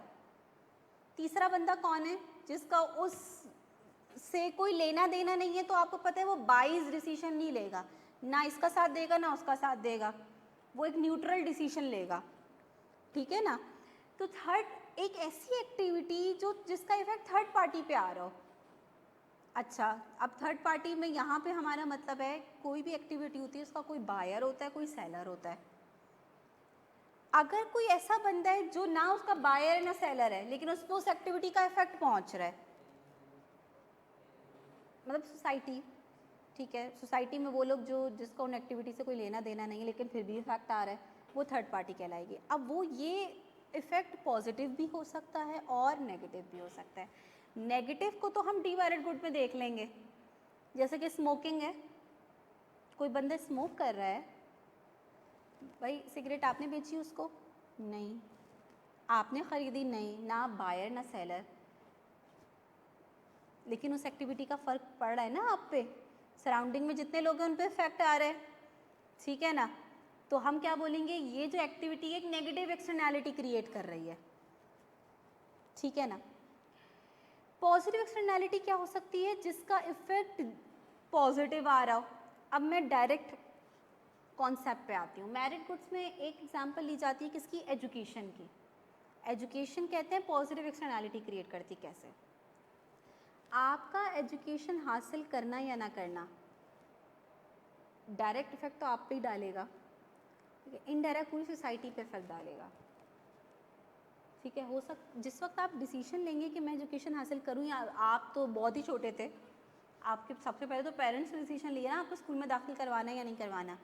तो जिस वक्त आपके पेरेंट्स ये डिसीजन ले रहे थे, या हम जब भी अपनी ज़िंदगी में कोई डिसीजन लेते हैं तो हम ये तो नहीं सोचते ना इसका सोसाइटी पे क्या इफेक्ट पड़ेगा। हम में से कितने लोग हैं जो ये सोच रहे होते हैं, अगर मेरी तबीयत बहुत ज़्यादा ख़राब है तो मैं सोचूंगी कि यार मैं अपने लिए जाऊंगी ना हॉस्पिटल, ना कि सोसाइटी के लिए, कि अगर मेरी तबीयत ख़राब होती है तो मैं सही काम नहीं परफॉर्म कर पाऊंगी और इसका इफ़ेक्ट इकोनॉमी के आउटपुट पे पड़ेगा। हर इंडिविजुअल ऐसे तो नहीं सोचता ना। हम तो जब भी कुछ चीज़ डिसीजन लेते हैं तो हम अपने बारे में सोच रहे होते हैं। बिल्कुल ऐसा ही है एजुकेशन का जो डिसीजन है, जिस वक्त आपके पेरेंट्स ने लिया, उन्होंने तुम्हारा और अपना फ़ायदा और नुकसान देखते हुए, एनालाइज करते हुए डिसीजन लिया कि भाई एजुकेशन हासिल करवानी है या नहीं करवानी, ठीक है ना। लेकिन ये डिसीजन सोच के तो ये इस तरीके से लिया गया, लेकिन इसका इफेक्ट सिर्फ तुम्हारी फैमिली से नहीं लिंक कर रहा, पूरी सोसाइटी पे आ रहा है। अगर हर फैमिली इसको इतना इम्पोर्टेंट ना समझे, बोले यार ज़्यादा बेहतर ये, अक्सर जो गरीब लोग होते हैं वो क्या सोचते हैं, यार मतलब स्कूल में दाखिल कराएंगे पैसे भी देने पड़ेंगे, इससे बेहतर नहीं है कि बच्चे को किसी वर्कशॉप पे कहीं बिठा दें, ना देने पड़ रहे हैं बल्कि आ रहे हैं पैसे। अगर हर पेरेंट इस तरीके से सोचने लग जाए तो आप बताएं पूरी सोसाइटी पे क्या इफेक्ट आएगा। एक इलिटरेट सोसाइटी बन जाएगी, जिसको किसी चीज़ की तमीज़ नहीं होगी, कोई प्रोडक्टिविटी नहीं होगी, ऐसी यानी अनस्किल्ड वर्कर है ना ये तो, ठीक है ना, अनस्किल्ड वर्कर प्रोड्यूस होगा आपका, तो पूरी सोसाइटी पे इस पर इफेक्ट पड़ रहा है ना। ये एक ऐसी एक्टिविटी है जो पॉजिटिव एक्सटर्नैलिटी क्रिएट करी है। अगर आप पढ़े लिखे हैं और आप सही मानों में, नाम के पढ़े लिखे तो यहाँ पे बहुत है, अगर आप सही मायने में पढ़े लिखे हैं तो आपकी पूरी पर्सनैलिटी ऐसी होगी जिसका इफेक्ट पूरी सोसाइटी पे आएगा। आपको कानून फॉलो करना आता होगा, आपको उठने बैठने की, बोलने की तमीज़ होगी, ठीक है ना, आप हर चीज़ को फॉलो करेंगे प्रॉपर वे में, आपकी प्रोडक्टिविटी डिफरेंट होगी बाकी लोगों से, पूरी सोसाइटी पे इफेक्ट आ रहा है इसका। लेकिन ये आगे क्या बात कह रहे हैं कि दीज में भी under consume and under produce, अगर आप उसको प्रिवेलिंग मार्केट मैकेनिज्म पे छोड़ दें। अगर गवर्नमेंट बोलती है भाई जो एजुकेशन जो भी इंस्टीट्यूट प्रोवाइड कर रहे हैं वो करते रहें और जिन लोगों को हासिल करनी है वो कर लें, तो क्या हर कोई एजुकेशन हासिल करेगा? नहीं। आप अगर प्राइवेट स्कूल्स और इन सब को देखें तो इनकी फ़ीस ऑब्वियसली इतनी है कि हर कोई अफोर्ड नहीं कर सकता। और फिर जब एक वो बच्चा जो कि पुअर फैमिली से बिलोंग करता है, उसके पेरेंट्स एनालाइज करेंगे जब बेनिफिट और कॉस्ट को, तो हो सकता है उनको कॉस्ट बेनिफिट से भी ज़्यादा फील हो। क्यों? क्योंकि वो बेनिफिट किसका देख रहे हैं, सिर्फ अपना, सोसाइटी को तो नहीं देख रहे हैं ना सामने कि सोसाइटी पे भी इसका इफेक्ट पड़ेगा। वो तो सिर्फ अपना फ़ायदा नुकसान देख रहे हैं, तो उनको कॉस्ट ज़्यादा लगेगी कि यार इतनी कॉस्ट कौन दे सकता है, इससे बेहतर ये है कि इसको ना ही एजुकेशन हासिल करवाओ। इसी वजह से मेरिट गुड्स जितने भी हैं ना, जो अभी हम आगे भी एग्जांपल देखेंगे, उसमें आपको हमेशा किसका रोल दिख रहा होगा, गवर्नमेंट का। क्योंकि गवर्नमेंट को पता है कि ये वो गुड्स हैं जो पॉजिटिव एक्सटर्नैलिटी क्रिएट कर रहे हैं, जो सोसाइटी के लिए अच्छे हैं, ठीक है ना। तो इनको ज़्यादा से ज़्यादा जो है ना सोसाइटी में होना चाहिए, इनकी प्रोडक्शन ज़्यादा होनी चाहिए, कंजम्पशन ज़्यादा होनी चाहिए। लेकिन अगर हमने मार्केट पे छोड़ दिया तो लोग इसकी इम्पोर्टेंस को इतना ज़्यादा नहीं समझ रहे होंगे, क्योंकि लोग तो सिर्फ अपने आप को देख रहे हैं, गवर्नमेंट पूरी सोसाइटी को देख रही है। गवर्नमेंट को पता है कि पूरी सोसाइटी के वेलफेयर के लिए ये चीज़ कितनी इंपॉर्टेंट है। तो गवर्नमेंट क्या करती है, ऐसी चीज़ों में सब्सिडी प्रोवाइड करती है। सब्सिडाइज्ड रेट पे आपको एजुकेशन दी जा रही होती है ना, स्कूल्स, कॉलेजेस और यूनिवर्सिटीज़ जितनी भी है गवर्नमेंट की। क्यों? क्योंकि गवर्नमेंट इसकी इंपॉर्टेंस समझती है कि एक ऐसी एक्टिविटी है जो पॉजिटिव इफ़ेक्ट क्रिएट कर रही है। इसी तरीके से हेल्थ पे बात कर लें, ये भी मैरिड गुड है। कैसे है भाई, मेरी हेल्थ है, किसी थर्ड पार्टी पे क्या इफ़ेक्ट आ रहा है इसका? बिल्कुल आ रहा है। अगर आपकी हेल्थ अच्छी नहीं होगी तो इसका एक सबसे मेजर इफेक्ट है आपकी प्रोडक्टिविटी अच्छी नहीं होगी, आप अच्छी प्रोडक्टिविटी नहीं दे पाओगे। और आप अच्छी, अगर लेबर्स की प्रोडक्टिविटी अच्छी नहीं है, भाई ये आप बताएं कि जो इतनी फॉर्म्स वगैरह में जो अलाउंसेस वगैरह दिए जाते हैं हेल्थ रिलेटेड, क्यों दिए जाते हैं? वो चाह रहे हैं ना कि उनका लेबर फिट रहे भाई, मेंटली भी फिजिकली हर तरीके से फिट होगा तो अच्छा काम परफॉर्म करेगा। अगर हर दूसरा बंदा बीमार पड़ा हुआ है तो वो आ भी नहीं पा रहा है, 10-10 दिन की छुट्टियां हो रही हैं, प्रोडक्टिविटी पे इफेक्ट आ रहा है ना। तो आपकी हेल्थ का इफेक्ट सिर्फ आप तक महदूद नहीं है, ठीक है, जिनका डायरेक्टली उससे लेना देना नहीं उन पर भी इफेक्ट आ रहा है, थर्ड पार्टी इफेक्ट क्रिएट हो रहा है, पॉजिटिव एक्सटर्नैलिटी क्रिएट कर रही है। तो गवर्नमेंट को अगेन पता है कि अगर गवर्नमेंट इस मैटर में इंटरफेयर नहीं करती तो हो सकता है वो लोग जो इतना अफोर्ड नहीं कर सकते वो इस पर इतना फोकस ना करें, ठीक है ना। तो गवर्नमेंट क्या कर रही है? आपको गवर्नमेंट हॉस्पिटल्स दिख रहे हैं, क्यों? क्योंकि गवर्नमेंट सब्सिडाइज रेट पे जो है वो हेल्थ फैसिलिटीज़ दे रही है ताकि लोग इन फैसिलिटीज़ को लें और हेल्दी रहें। इकनॉमी के लोग हेल्दी होंगे तो इकनॉमी की प्रोडक्टिविटी भी अच्छी होगी, पूरी इकनॉमी पे इफेक्ट आएगा, सिर्फ उस इंडिविजुअल तक उस इफेक्ट महदूद नहीं है। फिर थर्ड एग्जांपल यहाँ पे लिखी हुई है पार्क्स। पार्क्स किसी एरिया में अगर पार्क है तो वो सिर्फ इस एरिया को फ़ायदा नहीं पहुंचा रहा, एक तरीके से आप कह रहे हैं एनवायरनमेंट फ्रेंडली एक चीज़ है ना, एनवायरनमेंट पे पॉजिटिव इफेक्ट आता है। आपके कराची का एनवायरनमेंट इतना ज़्यादा ख़राब क्यों हो गया है? हमने क्या किया है? जहाँ जितनी भी ग्रीनरी थी सब ख़त्म कर दी है। पार्क्स का एक मेजर एलिमेंट क्या है? ग्रीनरी है ना। मैं तो पार्क्स विदाउट ग्रीनरी तो मेरे ख्याल में पार्क कहलाने के लायक ही नहीं होता है। तो ग्रीनरी तो एक मेन एलिमेंट है उसका। दूसरा ये कि लोगों को एक लेजर टाइम मिल रहा है, एक एंटरटेनमेंट का टाइम मिल रहा है, लोग क्या हो रहा है एक फ्रेश फील करते हैं ना। आप पार्क क्यों जाते हैं? फ्रेश फील करने के लिए ना। आप जॉगिंग करेंगे, आप थोड़ा सा एक अच्छा इन्वायरमेंट है, ग्रीनरी है, आप फ्रेश फील करेंगे, अच्छा आपके माइंड फ्रेश होगा, ठीक है। ये भी अगेन सिर्फ इफेक्ट आप तक महदूद नहीं होगा, इसका इफेक्ट भी अगेन किसी न किसी फॉर्म में सोसाइटी पे आ रहा होगा, ठीक है ना। तो इन सब जितने भी मैरिड गुड्स हैं कि एक पॉजिटिव एक्सटर्नैलिटी, एक पॉजिटिव इफेक्ट क्रिएट करते हैं सोसाइटी पर। आप इसको बिल्कुल सिंपल टर्म में लेके एक पॉजिटिव इफेक्ट क्रिएट करते हैं सोसाइटी पर।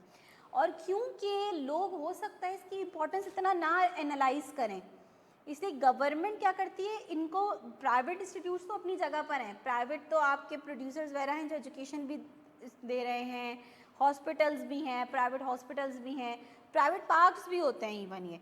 लेकिन गवर्नमेंट भी इसमें लाजमी इंटरफेयर करती है क्योंकि गवर्नमेंट को पता है कि अगर उस पर छोड़ दिया जाए तो हो सकता है ये चीज़ें इतना प्रोड्यूस और इतनी कंज्यूम ना हो जितनी होनी चाहिए, ठीक है ना। इससे ज़्यादा आई थिंक बस इतनी एक एक्सप्लेनेशन इनफ है। जब आप मैरिड समझ लेते हो तो डी मैरिड गुड्स आपके लिए कोई भी बड़ी बात नहीं है क्योंकि वो उसी का ही अपोजिट है जो नेगेटिव एक्सटर्नैलिटी क्रिएट कर रहे हैं। मैंने आपको मिसाल दी कि स्मोकिंग की मिसाल दी, फिर अल्कोहल, ठीक है ना। ये आप यहाँ पे तो अल्हम्दुलिल्लाह बिकॉज ऑफ हम मुस्लिम कंट्री हैं तो इतना ये कॉमन नहीं है, स्टिल कहीं कुछ जगहों पे एग्जिस्ट कर रही है। लेकिन जहाँ है वहाँ के लोग, अगर आप वहाँ की न्यूज़ वगैरह देखो तो कितनी आए दिन कोई ना कोई आपका बिहेवियर पूरा चेंज हो जाता है ना, ठीक है ना। तो वो बहुत ज़्यादा इफेक्ट पड़ रहा होता है, ठीक है। तो ये डी मैरिड गुड्स हैं जो नेगेटिव एक्सटर्नैलिटी क्रिएट करें जो सोसाइटी के लिए क्या कंसिडर किए जाते हैं? बैड, ठीक है ना। अब जो लास्ट 3 टाइप्स हैं ना, ये थोड़ी सी डिफरेंट हैं, ठीक है। किस तरीके से इनको आप नाम अगर आप देखें तो एक को आप कह रहे हैं public goods, private goods and club goods. इन तीनों में कुछ कॉमन कैरेक्टरिस्टिक्स हैं जिनकी बेस पर ये पब्लिक, प्राइवेट और क्लब गुड्स में उनकी कैटेगरी में डालेंगे, और वो 2 मेन कैरेक्टरिस्टिक्स हैं।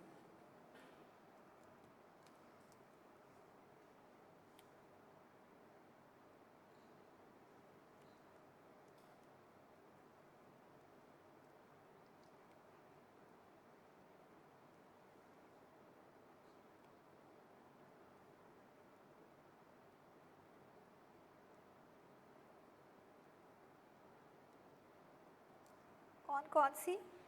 Rivalry and excludability. किसी गुड को आप क्लासिफाई कर रहे होते हो अंडर दीज टू एट्रीब्यूट्स कि whether that good is rival in consumption और नॉन राइवल, राइवल होगा या नॉन राइवल होगा, दो ऑप्शन वो है, या फिर जो है वो एक्सक्लूडेबल होगी उसकी कंजम्पशन या नॉन एक्सक्लूडेबल होगी। ठीक है जी। अच्छा, राइवल इन कंजम्पशन का क्या मतलब है, ये मैं थोड़ा सा आपको यहाँ पे लिखवा देती हूँ। इसका मतलब क्या है राइवलरी, राइवल का मतलब वैसे आप लोग क्या लेते हैं ऑनलाइन स्ट्रीम से भी अगर मैं पूछूँ राइवल से आपका क्या मतलब समझ में आता है? राइवल एक बहुत कॉमन टर्म है, आप अपने ओपोनेंट के लिए यूज़ कर रहे होते हैं अगेंस्ट जो आपके हम कहते हैं ना भाई फलां फॉर्म हमारी जो है वो राइवल है, राइवल फॉर्म है। कॉम्पिटिटर, कंपटीशन के अंदर आप बोलते हैं ना कि भाई राइवलरी है, एक कंपटीशन है, ठीक है ना। अच्छा, कंजम्पशन के अंदर राइवलरी का क्या मतलब है, ये मैं आपको लिखवा रही हूँ कि भाई राइवलरी का मतलब क्या है।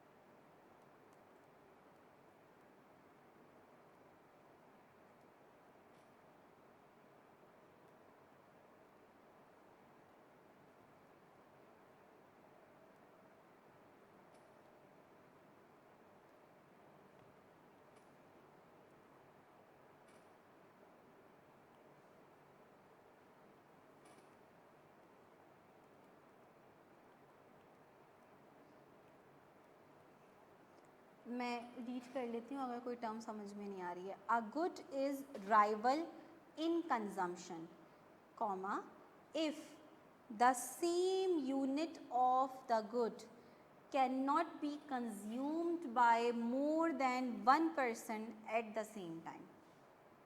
अभी हम इसको समझ लेंगे।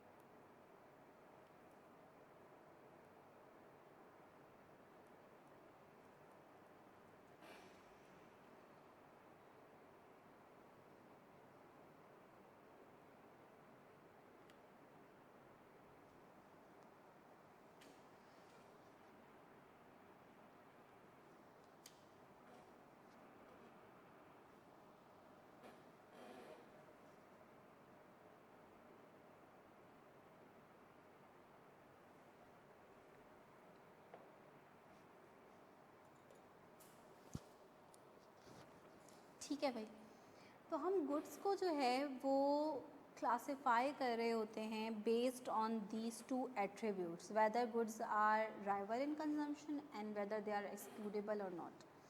राइवलरी का मतलब मैंने क्या लिखवाया कि हम किस गुड की कंजम्पशन को बोलेंगे कि राइवल कंजम्पशन है? जब उसकी वो यूनिट जो किसी बंदे ने ख़रीद लिया, अब कोई दूसरा बंदा सेम टाइम में उसका बेनिफिट नहीं ले सकता। फॉर एग्ज़ाम्पल, आप जाके एक अपने लिए आइसक्रीम बाय करते हैं, तो वो जो सेम यूनिट ऑफ आइसक्रीम जो आपने बाय करा है, अब उसका फ़ायदा आप तक लिमिट कर गया ना। वो वाली आइसक्रीम जो आपके हाथ में है, ये नहीं कि दूसरे को मिल नहीं सकती, ठीक है, लेकिन वो जो सेम यूनिट आपके हाथ में, अब उसका बेनिफिट सिर्फ किसको मिलेगा? आपको ना, आसपास के सारे लोगों को तो नहीं उसका बेनिफिट मिल रहा होगा। तो वो सारी चीज़ें जो जब आप बाय कर रहे हो, तो उस सेम यूनिट का जो बेनिफिट है वो किस तक लिमिट हो गया? आप तक लिमिट हो गया। आप मोबाइल सेट बाय करने जा रहे हैं, तो वो मोबाइल अब आपका है ना, उसका फ़ायदा सिर्फ आपको ही मिलेगा, हर किसी को नहीं मिल रहा होगा उसका फ़ायदा, क्योंकि आप उसको बाय करेंगे, ठीक है ना। अब आपको जब इसके अगेंस्ट में जाओगे तो आपको ज़्यादा बेहतर समझ में आएगी। कुछ चीज़ें ऐसी होती हैं जिसका फ़ायदा एक दफ़ा जब वो प्रोवाइड कर दी जाए तो उसका फ़ायदा सबको हो रहा होता है, किसी एक बंदे तक लिमिटेड नहीं रहता, ठीक है ना। तो वो हम बोलेंगे कि वो नॉन राइवल इन कंजम्पशन है। मिसाल से ज़्यादा बेहतर बात समझ में आती है। एक्सक्लूडिबिलिटी का मतलब एक्सक्लूड कर देना तो आपको समझ में आता है ना, किसी को रोक देना, निकाल देना किसी चीज़ से। कह रहे हैं कि भाई कौन सा गुड एक्सक्लूडिबल कहलाएगा? जिसका जो सप्लायर है वो लोगों को रोक सके उसकी कंजम्पशन करने से, किन लोगों को रोक सके? जो उसके लिए पे ना करें। अब आइसक्रीम बाय करने जाते हो, आप बोलते हो मुझे आइसक्रीम चाहिए, वो आपसे पैसे मांगेगा। अगर आप उसको पैसे नहीं देते तो वो आपको लेने दे सकता है आइसक्रीम? नहीं लेने देगा, रोक देगा ना आपको। उस चीज़ का बेनिफिट लेने से वो आपको रोक सकता है। उसके पास ये अथॉरिटी या ये कंट्रोल है कि जो लोग उसके लिए पे नहीं कर रहे वो उसको नहीं कंज्यूम करने दें उन चीज़ों से। तो अगर ये कंट्रोल हासिल है प्रोड्यूसर को या जो सप्लायर है उसको ये कंट्रोल हासिल है, तो वो क्या कहलाएगा? वो गुड कि इसमें एक्सक्लूडिबिलिटी की कैरेक्टरिस्टिक पाई जाती है। अगेन हम कुछ ऐसे गुड्स देख सकते हैं जिनमें एक्सक्लूडिबिलिटी कैरेक्टरिस्टिक नहीं है, सप्लायर चाहते हुए भी कुछ लोगों को प्रिवेंट नहीं कर सकता, ठीक है। अब सबसे पहले बात करते हैं पब्लिक गुड्स की, ठीक है ना। पब्लिक गुड्स में इन दोनों के अगेंस्ट अगर आप राइवलरी समझ लीजिए तो नॉन राइवलरी की तो डेफिनेशन लिखवाने की ज़रूरत नहीं है ना मुझे। राइवलरी क्या है कि जिसका फ़ायदा, मैं एक दोबारा एक्सप्लेन कर रही हूँ। राइवलरी का मतलब क्या है कि अगर उस कमोडिटी के जो यूनिट आपने बाय करा है, उस सेम यूनिट का फ़ायदा किसी और बंदे को ना हो सके। मैंने आपको आइसक्रीम की मिसाल दी, मोबाइल सेट की मिसाल दी। जो यूनिट का मतलब एक मोबाइल जो आपने बाय करा है, उस सेम मोबाइल जो आपके हाथ में है इस वक्त, मैं उसकी बात कर रही हूँ। मैं ये नहीं कह रही कि शॉप पे मोबाइल ख़त्म हो गए। अब वो जो मोबाइल आपने बाय करा है, वो हाथ में जो आपकी मोबाइल है, उसका फ़ायदा सिर्फ आप ही को है ना, और किसी को नहीं हो सकता ना। ये राइवल इन कंजम्पशन है। अगर उस शॉप पे मोबाइल से एक ही रखा हुआ हो और दो लोग आ जाएं, फिर तो राइवलरी हो गई ना। दोनों चाहेंगे कि मुझे मिले। जिस एक बंदे को मोबाइल मिल जाएगा उसका फ़ायदा अब उसी को मिलेगा ना, दूसरा बंदा नहीं हासिल कर सकता उसका फ़ायदा। इसलिए अब तो राइवलरी हो गई ना। जब शॉर्टेज क्रिएट हो जाती है तो बहुत ज़्यादा राइवलरी हो जाती है, ठीक है। लेकिन हम राइवलरी उस टर्म में नहीं देख रहे हैं, हम सिंपल कह रहे हैं। अच्छा, अभी आप नॉन राइवल का मिसाल समझो, फिर आपको बात क्लियर हो जाएगी। अच्छा, पब्लिक गुड्स कौन से हैं? कह रहे हैं public goods are readily available to all the people in society. ये वो गुड्स हैं जो सोसाइटी के सारे लोगों के लिए हर वक्त अवेलेबल होते हैं। These goods enjoy the characteristics of non-rivalry, यानी इसका जो बेनिफिट है वो किसी एक बंदे तक महदूद नहीं है, सबको फ़ायदा पहुंच रहा है इसका। और सबसे बड़ी बात, सबसे इम्पॉर्टेंट बात ये समझिएगा, राइवलरी की यहाँ पे सबसे इम्पॉर्टेंट बात ये है कि एक बंदे का, राइवलरी का मतलब ये है कि आपने वो चीज़ ले ली, अब दूसरे का बेनिफिट क्या हो गया है? ख़त्म हो गया है ना उस सेम यूनिट पे। अब वो आपकी उस चीज़ से फ़ायदा नहीं उठा सकता। लेकिन नॉन राइवलरी का मतलब ये है कि आप वो चीज़ कंज्यूम कर रहे हैं ना, किसी दूसरे का बेनिफिट कम नहीं हो, किसी दूसरे को इस बात से फ़र्क ना पड़े कि आपने वो चीज़ ले ली है, क्योंकि उसको भी इक्वली उतना ही बेनिफिट हो रहा है उस चीज़ का। यानी सबको, अगर एक चीज़ से सबको इक्वल बेनिफिट पहुंच रहा है तो फिर राइवल इन कंजम्पशन तो नहीं रहा ना वो चीज़।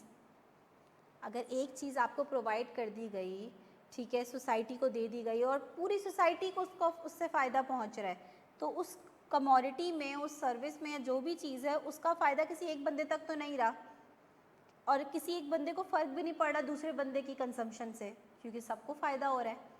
राइवलरी नहीं रही।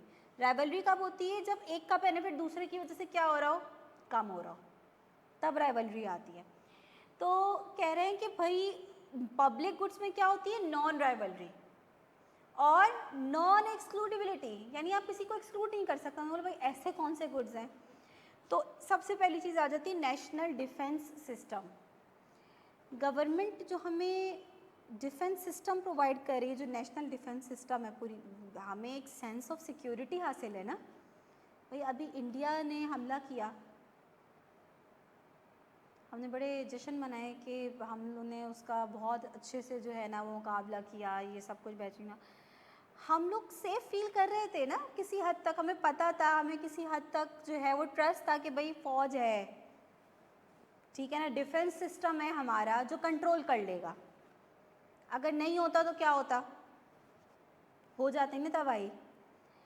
तो ये जो सेंस ऑफ सिक्योरिटी जिसकी वजह से हम अपने घरों में पुरअमन बैठे हुए हैं और सुकून की नींद ले रहे हैं, तो हमें एक सेंस ऑफ सिक्योरिटी हासिल है ना कि भाई जो फ़ौज है वो कंट्रोल कर लेगी चीज़ों को, ठीक है ना। ये सेंस ऑफ सिक्योरिटी सिर्फ आपको मिला हुआ है? सबको मिला हुआ है ना, ये सेंस ऑफ सिक्योरिटी सबको हासिल है, यानी ये हर किसी के लिए है। इसका जो बेनिफिट हर कोई इंजॉय कर रहा है, किसी एक तक महदूद नहीं है। और किसी एक को ऐसा नहीं है कि किसी एक की वजह से दूसरे का सेंस ऑफ सिक्योरिटी कम हो रहा हो कि भाई तुम्हारे होने की वजह से मुझे वो सिक्योरिटी नहीं मिल पा रही है, ऐसा भी नहीं है। अच्छा एक सेकेंड, अगर आप किसी को एक्सक्लूड करना चाहो इसमें से कि भाई गवर्नमेंट प्रोवाइड कर रही होती है ना इन चीज़ों को, तो गवर्नमेंट कैसे लेती है हमसे? टैक्सेस वगैरह लगाती है, उसके थ्रू अपनी कॉस्ट कवर कर रही होती है। अब कोई बंदा जो टैक्स पे नहीं कर रहा फॉर एग्जांपल, आप उसको एक्सक्लूड कर सकते हैं? नहीं कर सकते, पॉसिबल नहीं है एक्सक्लूजन। अच्छा चलें और बेहतर मिसाल पे आते हैं। स्ट्रीट लाइटनिंग की फैसिलिटी दी जा रही होती, हाँ हाँ बिल्कुल ऐसा ही है, लेकिन उसमें एक्सक्लूडिबिलिटी है, वो नॉन एक्सक्लूडेबल नहीं है। अगर आप पे नहीं करोगे, पेमेंट ठीक है ना, लेकिन यहाँ पे आप जो टैक्स नहीं भी दे रहा उसको भी एक्सक्लूड नहीं कर सकते, ठीक है ना। एक्सक्लूडिबिलिटी, नॉन एक्सक्लूडिबिलिटी की कैरेक्टरिस्टिक ऐसी है जिसकी वजह से कोई प्राइवेट प्रोड्यूसर इसको प्रोवाइड नहीं कर सकता। ये वो कैरेक्टरिस्टिक है जिसकी वजह से इसको सिर्फ कौन ही प्रोवाइड कर रहा होता है? गवर्नमेंट। क्यों? तुम एक कंपनी है या एक फर्म है, वो सोचती है यार मैं मुल्क के लिए एक फ़ौज बनाऊंगी, हम फ़ौज बनाएंगे, ठीक है ना, हम ये जो है ना वो अपना वो उठाते हैं कि हम कंट्री के लिए फ़ौज बनाएंगे। मिसाल ले लें, तो उसको कॉस्ट कवर करनी है ना, अपनी खर्चे कवर करने हैं, क्या करेगी? लोगों से मांगेगी। हर कोई क्या सोचेगा? इसकी जो कैरेक्टरिस्टिक हैं इसकी वजह से हर कोई चाहेगा मुफ्त में फ़ायदा उठाना, इसे कहते हैं फ्री राइडर प्रॉब्लम। तुम्हारे पास आए कि भाई इतनी कॉस्ट है हमारी और पर इंडिविजुअल पे इतनी कॉस्ट आ रही है, आपको इतना पे करना है, तुम क्या सोचोगे? तुम बोलोगे यार अगर मैं नहीं भी पे करता तो क्या फ़र्क पड़ जाना है, बाकी तो पे करेंगे। एक दफ़ा ये फैसिलिटी मिल गई तो मुझे कोई रोक नहीं सकता, मुझे भी तो वो सिक्योरिटी ऑटोमेटिकली मिल जाएगी, ठीक है ना। तुम क्या बोलोगे? यार मैं तो नहीं दूंगा, तो मैं बाकी दे देंगे, मैं मुफ्त में फ़ायदा उठा लूँ। हर कोई ये सोचेगा कि वो मुफ्त में फ़ायदा उठा ले, जिसकी वजह से वो फैसिलिटी कभी मिल ही नहीं पाएगी। इसलिए प्राइवेट पब्लिक गुड्स में जितनी भी चीज़ें हैं, ये वो चीज़ें हैं जो प्राइवेट प्रोड्यूसर कभी आपको प्रोवाइड करते हुए नहीं देखेगा, बहुत ही रेयर है, क्योंकि उसकी कॉस्ट ही कवर नहीं हो सकती, कोई उसको पे ही नहीं करेगा। अच्छा स्ट्रीट लाइटनिंग की फैसिलिटी है। स्ट्रीट लाइटनिंग आपके एरिया में लाइट्स लगी हुई होती हैं, नॉन ट्रैवलिंग कंजम्पशन है ना, यानी वहाँ से जितनी गाड़ियाँ गुजरेंगी, जितने लोग गुजरेंगे, सबको फ़ायदा पहुँच रहा है ना इक्वली। कोई एक गाड़ी दूसरे को तो नहीं बोलेगी यार तुम नहीं गुजरो यहाँ से, तुम्हारे जाने की वजह से मुझे वो लाइट नहीं मिल पा रही है। ऑब्वियसली ऐसे कोई केस नहीं है, किसी एक का बेनिफिट दूसरे की वजह से कम नहीं हो रहा। फिर आप किसी को रोक नहीं सकते कि तुम यहाँ से नहीं गुजर सकते, तुम्हारा यहाँ से गुजरना मना है, ठीक है ना, ऑब्वियसली पॉसिबल नहीं है। तो ये स्ट्रीट लाइटनिंग की फैसिलिटी भी वो है कि नॉन ड्राइवेबल और नॉन एक्सक्लूडेबल है। इसके अलावा हाईवे नेटवर्क्स हो गए जिनमें टोल वेयर सिस्टम नहीं है कि भाई आपको पे, वो नॉन एक्सक्लूडिबिलिटी वो है जिसमें आपको पे नहीं करना, ठीक है ना। इसलिए इनको गवर्नमेंट प्रोवाइड करी थी क्योंकि गवर्नमेंट तो आपको टैक्स वैक्स के थ्रू फोर्सली आपसे कलेक्ट कर सकती है, लेकिन एक प्राइवेट मैं आपसे फोर्सफुली पैसा नहीं ले सकती, ठीक है। इसलिए पब्लिक गुड्स इन्हें प्योरली पब्लिक, समटाइम्स स्टूडेंट कहते हैं पब्लिक और मैरिड गुड्स में क्या डिफरेंस है, कोई मेन डिफरेंस। सबसे मेन डिफरेंस ये है कि मैरिड गुड्स में आपको सिर्फ गवर्नमेंट प्रोवाइड करती हुई नहीं देखेगी, उसमें मार्केट भी अपनी जगह पर है, private schools, private colleges, private universities भी हैं, गवर्नमेंट स्कूल कॉलेज यूनिवर्सिटीज़ भी हैं, प्राइवेट हॉस्पिटल्स भी हैं, गवर्नमेंट हॉस्पिटल्स भी हैं, ठीक है ना। दोनों की कंट्रीब्यूशन दिख रही है, लेकिन पब्लिक गुड्स को प्योरली कौन प्रोवाइड कर रहा है, गवर्नमेंट प्रोवाइड कर रही है। इसलिए हम उनको पब्लिक गुड्स वैसे भी कह रहे हैं क्योंकि वो गवर्नमेंट प्रोवाइड कर रही है, पब्लिक ऑर्गेनाइजेशन प्रोवाइड कर रही है और वो पब्लिक के लिए है, ठीक है, सबके लिए। अच्छा, अब अगेन इसकी जब कॉन्ट्ररी हम कुछ देखेंगे तो हमें बात समझ में आ जाएगी। पब्लिक गुड का कॉन्ट्ररी क्या आ जाएगा, प्राइवेट गुड्स, ठीक है ना। प्राइवेट गुड्स क्या हैं आपके, जिनमें मैंने आपको आइसक्रीम की मिसाल दी, मोबाइल की मिसाल दी, आप ब्रेड, यहाँ पे ब्रेड की मिसाल है, आप किसी भी चीज़ की मिसाल दे दी जिसके लिए आपको पे करना है, सप्लायर देगा नहीं वरना आपको वो चीज़। दूसरा, जो यूनिट आपको मिल गया उसका फ़ायदा सिर्फ आप तक लिमिटेड है, हर कोई फ़ायदा नहीं उठा सकता उसका, ठीक है ना। अब एक ये तो मेरे ख्याल में बहुत इजी सा है ना क्योंकि बिल्कुल उसका ऑपोजिट है। एक लास्ट आ जाता है क्लब गुड्स। क्लब गुड्स में मिक्स कैरेक्टरिस्टिक है इसलिए ज़्यादा इंटरेस्टिंग है। Club goods have the characteristic of excludability, यानी पहली बात हमें समझ में आ गई ये वो गुड्स हैं जिनके पे करना पड़ेगा आपको, ठीक है ना। बट आर नॉन राइवल, अभी तक हमने देखा कि जिसमें नॉन राइवलरी थी उसमें नॉन एक्सक्लूडिबिलिटी थी, या जिसमें एक्सक्लूडिबिलिटी थी उसमें राइवलरी थी। ये क्या है, excludability with non rivalry till a point where congestion takes place. चले कंजशन की बात हमें समझ में नहीं, हमें इतनी बात समझ में कि एक टाइम तक इनकी कंजम्पशन क्या होगी, नॉन राइवल। नॉन राइवल का मतलब समझ में आ गया अभी तक, यानी जिसका फ़ायदा एक से ज़्यादा लोगों तक पहुंच रहा हो और किसी एक का बेनिफिट दूसरे की वजह से कम नहीं हो रहा हो। अच्छा, इसमें क्या चीज़ आ जाती है, इसमें मल्टीपल चीज़ आ जाती है जो ग्रुप ऑफ पीपल इंजॉय कर रहे होते हैं। फॉर एग्जांपल स्विमिंग पूल्स किसी एक बंदे के लिए बनाए जाते हैं, एक बहुत सारे लोगों के लिए, ठीक है ना, लेकिन उसकी भी एक लिमिट है ना।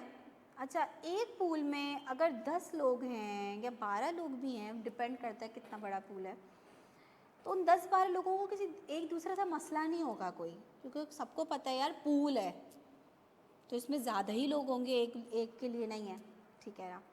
तो नॉन राइवलरी है, किसी के एक का बेनिफिट दूसरे के उससे कम नहीं हो रहा। लेकिन उस पूल में अगर आप 25-30 लोगों को ले आओगे तो कंजस्शन स्टार्ट हो जाएगी, अब कोई इंजॉय नहीं कर पा रहा।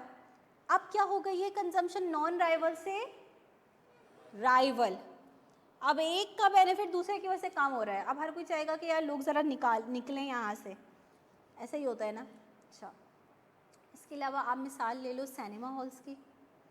सिनेमा हॉल भी जाहिर है 1-2 लोगों के लिए नहीं है, बहुत सारे लोगों के लिए है। अगेन उसकी भी लिमिट है, अगर आप जितनी लिमिट है उससे ज़्यादा एक्सीड कर दोगे लोगों को तो क्या होगा, शोर ये सब, आप उस चीज़ को प्रॉपर वे में एंजॉय नहीं कर पाओगे। जब तक कंजशन नहीं हो रही तब तक इसकी कंजम्पशन क्या है, नॉन राइवल, आपको दूसरे से मसला नहीं हो रहा। लेकिन जब कंजशन होने लग जाएगी तो आपको दूसरे से मसला होना स्टार्ट हो जाएगा। मैं इसकी एक मिसाल देती हूँ जो मुझे सबसे अच्छी लगती है, वाईफाई सिस्टम की।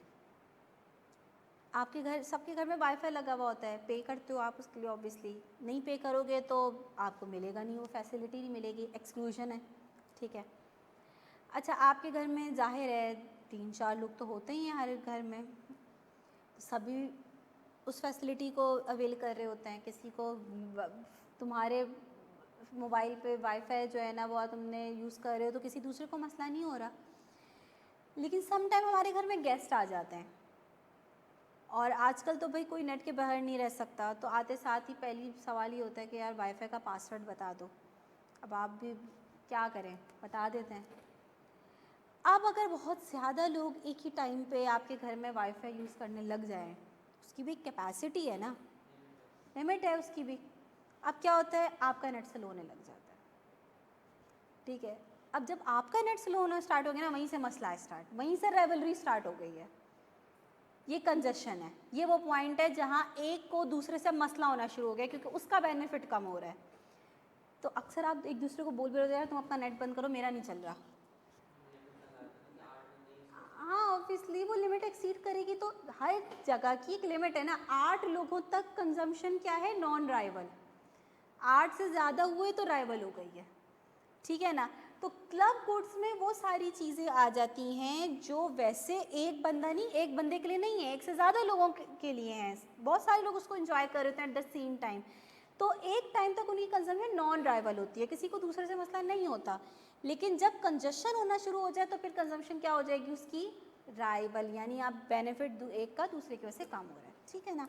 यहाँ पे प्राइवेट गोल्फ कोर्सेज वगैरह भी जो है वो यहाँ पे क्लब वगैरह जो होते हैं बेसिकली उनको भी ऐड करा है। तो हर जगह का वही है कि भाई एक लिमिट है, यहाँ तक एक बंदे को दूसरे से मसला नहीं है, उसके बाद मसला आना शुरू हो जाएगा। अगेन ये ज़्यादा से ज़्यादा एमसीक्यू उसमें किस तरीके से आ रहे होते हैं कि भाई या तो वो करेक्टरिस्टिक दे देगा कि फ़लाँ करेक्टरिस्टिक किस कमोडिटी में पाई जाती है, या वो आपसे ज़्यादातर कौन से एमसीक्यूज़ प्रॉब्लमेटिक होते हैं जिसमें वो आपको आई कैप लिख कर दे देता है सेलेक्ट टू, कि आपको ओवर द टाइम समझ में आएगा, ख़ास तौर पे क्विज़ देते हुए। आई कैप के सबसे प्रॉब्लम वाले एमसीक्यूज़ कौन से होते हैं जिसमें क्या लिखा हुआ हो, सेलेक्ट टू। क्यों? क्योंकि मोस्टली इन एमसीक्यूज़ में आपको एक का तो ऑप्शन कंफर्म हो गया, हाँ ये तो है, दूसरे में आप कंफ्यूज हो रहे होगे ये है या ये है, और अगर आपने एक सही लगाया और दूसरा गलत लगा दिया तो एक नंबर भी नहीं मिलेगा।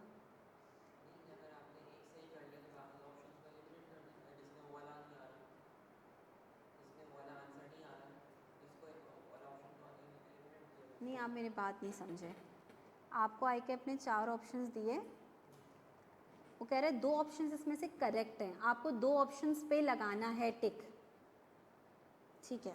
आपने देखते साथ आपने एमसीक्यूज़ पढ़ा, आपने हाँ एक तो ये करेक्ट है। अब दूसरे में आप सेकंड और थर्ड में कंफ्यूज हो रहे हैं, या सेकंड और फोर्थ में कंफ्यूज हो रहे हैं, थर्ड या फोर्थ में कंफ्यूज हो रहे हैं, आपको रहे दूसरा भी सही लग रहा है, तीसरा भी हो सकता है, अब आप इसमें कंफ्यूज हैं, ठीक है ना। अगर आपने तीसरे पे लगा दिया कि ये 2 ऑप्शन हैं और तीसरा गलत हुआ तो ईच एमसीक्यू कैरी 2 मार्क्स, क्योंकि 100 मार्क्स का पेपर आएगा, 50 एमसीक्यूज़ होंगे तो एक के 2 मार्क्स होंगे। लेकिन अगर आपने एक सही भी लगाया ना तब भी आपको क्या मार्क्स मिलेंगे, 0, यानी एक सही का 1 मार्क नहीं मिलेगा। तो ये सबसे प्रॉब्लमेटिक एमसीक्यूज़ होते हैं, इसमें स्टूडेंट सबसे ज़्यादा फंसता है कि यार एक सही कर लिया था लेकिन दूसरे का कंफर्म नहीं हो पा रहा था, ठीक है ना। तो पब्लिक गुड्स में एमसीक्यूज़ ऐसे आ सकते हैं, नहीं मिलते, यही मैंने बात बता रही हूँ। तो पब्लिक गुड्स में ये आ चुका है कि public goods have the characteristics of select two. तो ऑप्शंस हैं excludable, non excludable, rival, non rival. तो आपको पता है कि पब्लिक गुड्स में नॉन एक्सक्लूडिबिलिटी और नॉन राइवलरी है, तो आपने उन 2 पे टिक लगा दिया, आपका सही हो गया। अगर आपने लगा दिया राइवल और नॉन एक्सक्लूडेबल, तो नॉन एक्सक्लूडेबल तो ठीक था पर राइवल गलत था, तो आपको 0 मार्क्स मिलेंगे, ठीक है ना। अच्छा क्विकली आगे बढ़ते हैं। अच्छा हमारा, मैं आपको एक बात बता दूं कि चैप्टर 1 में आपको एक साथ कंप्लीट नहीं करवाऊंगी, ठीक है ना। ये वो कॉन्सेप्ट हैं जो आगे आपके चैप्टर्स में आने हैं, इसलिए मुझे चैप्टर 1 से स्टार्ट लेना पड़ा, वरना हम चैप्टर 1 को बाद में कर लेते, लेकिन बेसिक बतानी थी। तो चैप्टर 1 को हम 19 स्लाइड्स तक पढ़ेंगे, रेस्ट ऑफ द चैप्टर हम जो है ना वो बाद में कंप्लीट करेंगे। चैप्टर 1 हाफ करेंगे क्योंकि ये बहुत बोरिंग हो जाता है ना, तो हाफ आधी बोरियत अभी लेने के बाद हम चैप्टर 2 पे आ जाएंगे, ठीक है, ताकि थोड़ा सा चैप्टर 2 में आपको भी काम करना है, ग्राफ्स आ जाएंगे, उनकी बेसिक्स आ जाएगी, तो आपका काम स्टार्ट हो जाएगा। जब तक बच्चा सुन रहा होता है ना उसको बहुत ज़्यादा बोरियत होती है, जब आप खुद से कुछ लिखना और प्रॉपर दिमाग लगाना पड़ता है तो फिर वो असल स्टार्ट होती है, ठीक है ना। अच्छा जी, types of goods on the basis of income अब मैं क्विकली लेकर चलूँगी, ठीक है ना। आज हमारी 3rd क्लास है तो दैट्स इनफ कि भाई अब इससे ज़्यादा लंबा नहीं करना। Normal goods, inferior goods, superior goods, income की बेसिस पर हम गुड्स को मीन, वैसे मैं कहूँ तो 2 कैटेगरीज में डिवाइड करते हैं, यहाँ पे इन्होंने 3 कैटेगरी डाल दी है, सुपीरियर नॉर्मल के अंदर ही आता है। अच्छा यहाँ पे बहुत एक्स्ट्रा एक्सप्लेनेशन लिखी हुई है, मैंने अभी आपको स्लाइड्स नहीं दी हैं, तो मैं आपको जब स्लाइड्स दूंगी ना तो ये मैं एक्स्ट्रा एक्सप्लेनेशन हटा दूंगी। एक्स्ट्रा क्यों कह रही हूँ कि अभी जितना आपको पता है ना उसके मुताबिक आप इससे ज़्यादा बात नहीं समझ सकते जो मैं हाईलाइट कर रही हूँ। जो बाकी बात है वो अभी आप इस आगे जाके आपको समझ में आ जाएगी, लेकिन अभी नहीं समझ में आ सकती, और ना मैं अपने समझा के टाइम लगाऊंगी इतना कि जब आगे समझानी है। तो नॉर्मल गुड्स उन गुड्स को कहते हैं जिनका इनकम के साथ डायरेक्ट रिलेशन है। मोस्टली क्या होता है, जब आपकी इनकम बढ़ती है तो आप चीज़ों की खरीदो फरोख्त बढ़ा देते हैं या कम कर देते हैं?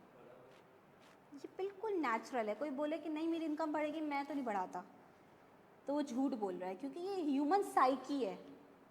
ये ह्यूमन साइकी है कि जब आपके पास पैसे ज़्यादा आना शुरू होते हैं ना तो आपके ऑटोमेटिकली एक्सपेंडिचर्स बढ़ जाते हैं, आप चाहें या ना चाहें आपका खर्चा बढ़ जाता है, ठीक है। तो इनकम बढ़ने से जिन चीज़ों की डिमांड आप बढ़ा देते हैं उन गुड्स को हम क्या कहते हैं? नॉर्मल।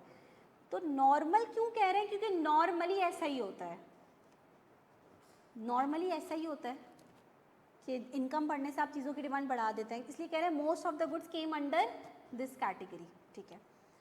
लेकिन कुछ गुड्स ऐसे होते हैं जिनका रिलेशन इसके साथ क्या होता है? इनवर्स। मैं आप यहाँ पे एक बात ऐड कर लेते हैं, वैसे तो आप लोगों को इतनी नॉलेज होगी, फिर भी एक रिलेशन कहलाता है पॉजिटिव या डायरेक्ट रिलेशन। ये कौन सा होता है? ये वो होता है जिसमें फॉर एग्जांपल एक्स वाई मिसाल दे दें, एक्स बढ़ रहा है तो एक्स कम हो रहा है, तो ये पॉजिटिव और डायरेक्ट रिलेशन कहलाता है, जिसमें दोनों सेम डायरेक्शन में मूव कर रहे हैं। दूसरा कहलाता है आपका नेगेटिव या इनवर्स रिलेशन, जिसमें एक की डायरेक्शन अगर अपवर्ड है तो दूसरे की डाउनवर्ड होगी, दोनों ऑपोजिट डायरेक्शन में मूव कर रहे होंगे। एक्स बढ़ रहा है तो वाई कम हो रहा होगा, एक्स कम हो रहा है तो वाई बढ़ रहा होगा। नॉर्मल गुड्स में इनकम और डिमांड का क्या रिलेशन है? डायरेक्ट रिलेशन है, पॉजिटिव रिलेशन है। इनकम बढ़ेगी, डिमांड भी बढ़ रही है, इनकम कम हो रही है, डिमांड भी कम हो रही है, ठीक है ना। दोनों वे में सोचिएगा। अक्सर लोगों का इनकम बढ़ने वाला वे तो समझ में आता है, इनकम कम होने को वो सही से एनालाइज नहीं कर रहे होते, इसकी वजह से मिस्टेक हो जाती है एमसीक्यूज में। इनकम कम होगी तो ज़ाहिर परचेजिंग पावर भी कम हो गई ना, तो आप कम चीज़ें डिमांड कर पाओगे, ठीक है। इन्फीरियर गुड्स कह रहे हैं ऐसे गुड्स हैं जिनका इनकम के साथ इनवर्स रिलेशन है, यानी ऐसे गुड्स कि जब हमारी इनकम बढ़े तो हम उन चीज़ों की डिमांड क्या कर दें? कम कर दें, और जब हमारी इनकम कम हो तो हम ऐसी चीज़ों को ज़्यादा बाय करें। इसी वजह से इनको नाम क्या दिया गया? इन्फीरियर। तो अगर आप थोड़ा सा गौर करें तो इन्फीरियर चीज़ें किसे कहते हैं?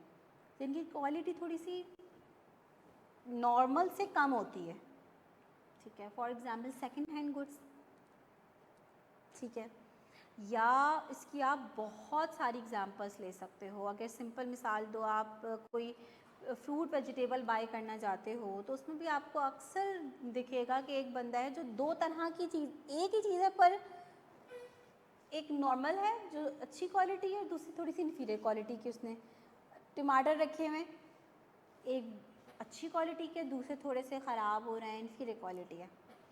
जो हर चीज़ में आपको ये दिखेगा। इन्फीरियर क्वालिटी की प्राइस क्या होगी? थोड़ी ऑब्वियसली कम होगी। जिसकी इनकम कम है वो उसकी डिमांड क्या करेगा? ज़्यादा करेगा, ठीक है, क्योंकि वो चीज़ सस्ती है।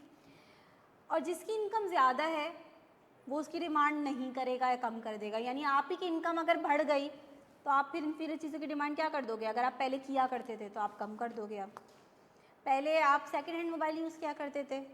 नहीं थी भाई इतनी इनकम, अब इतनी इनकम है तो अब आप सेकेंड हैंड मोबाइल तो नहीं बाय करोगे, उसकी डिमांड आपने कम कर दी है, अब आप बेहतर चीज़ की तरफ आ जाओगे, ठीक है। बाय ट्रेन ट्रैवलिंग जब आप करते हैं तो आपके पास दो ऑप्शंस हैं, या तो इकोनॉमी से जाओ या बिजनेस से जाओ। जब आपकी इनकम बढ़ती है तो आप किसको प्रेफर कर रहे होते हो? बिजनेस को प्रेफर कर रहे होते हो। तो हर चीज़ में आपको दो क्वालिटीज़ मिल रही होंगी।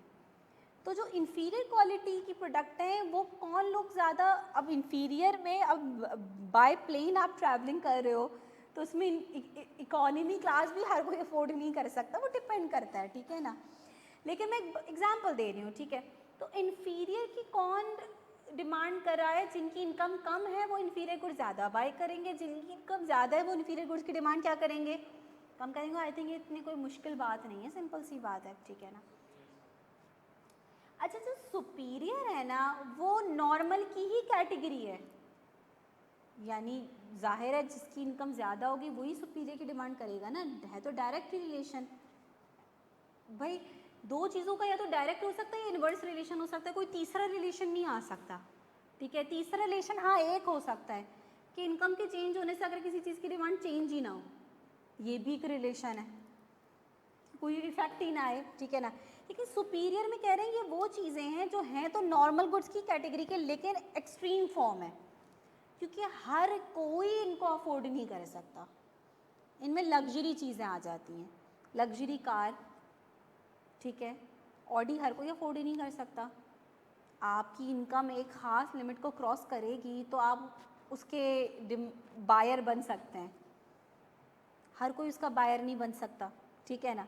तो कह रहे हैं superior goods are those goods that tend to make up the larger proportion of an individuals consumption as the income rises. जब आपकी इनकम बढ़ती है तो आपकी इनकम का एक लार्ज प्रोपोर्शन उस पर स्पेंड हो रहा होता है, क्योंकि एक्सपेंसिव चीज़ों में काउंट हो रही हैं आपकी। They can be taken as a extreme form of normal goods. बीच की लाइन हमने हटा देनी है, इन इलास्टिसिटी से रिलेटेड जो बातें हो रही हैं वो आप चैप्टर 3 में पढ़ेंगे। It can also be termed as a luxury good that is not bought below a certain level of income. आप इसको सिंपल समझ लें, नॉर्मल गुड्स जो हैं और सुपीरियर गुड्स में बस डिफरेंस इतना है कि सुपीरियर गुड्स नॉर्मल गुड्स के मुकाबले में क्या हैं, एक्सपेंसिव हैं और हर कोई इनको अफोर्ड नहीं कर सकता, बस दैट्स इट। इससे ज़्यादा सुपीरियर में की डिटेल आपके लिए इंपॉर्टेंट है ही नहीं, ठीक है। आपके लिए किसका डिफरेंस इंपॉर्टेंट है, नॉर्मल एंड इन्फीरियर का, ठीक है ना, बस। यार ये एक काम करते हैं, एक सेकेंड,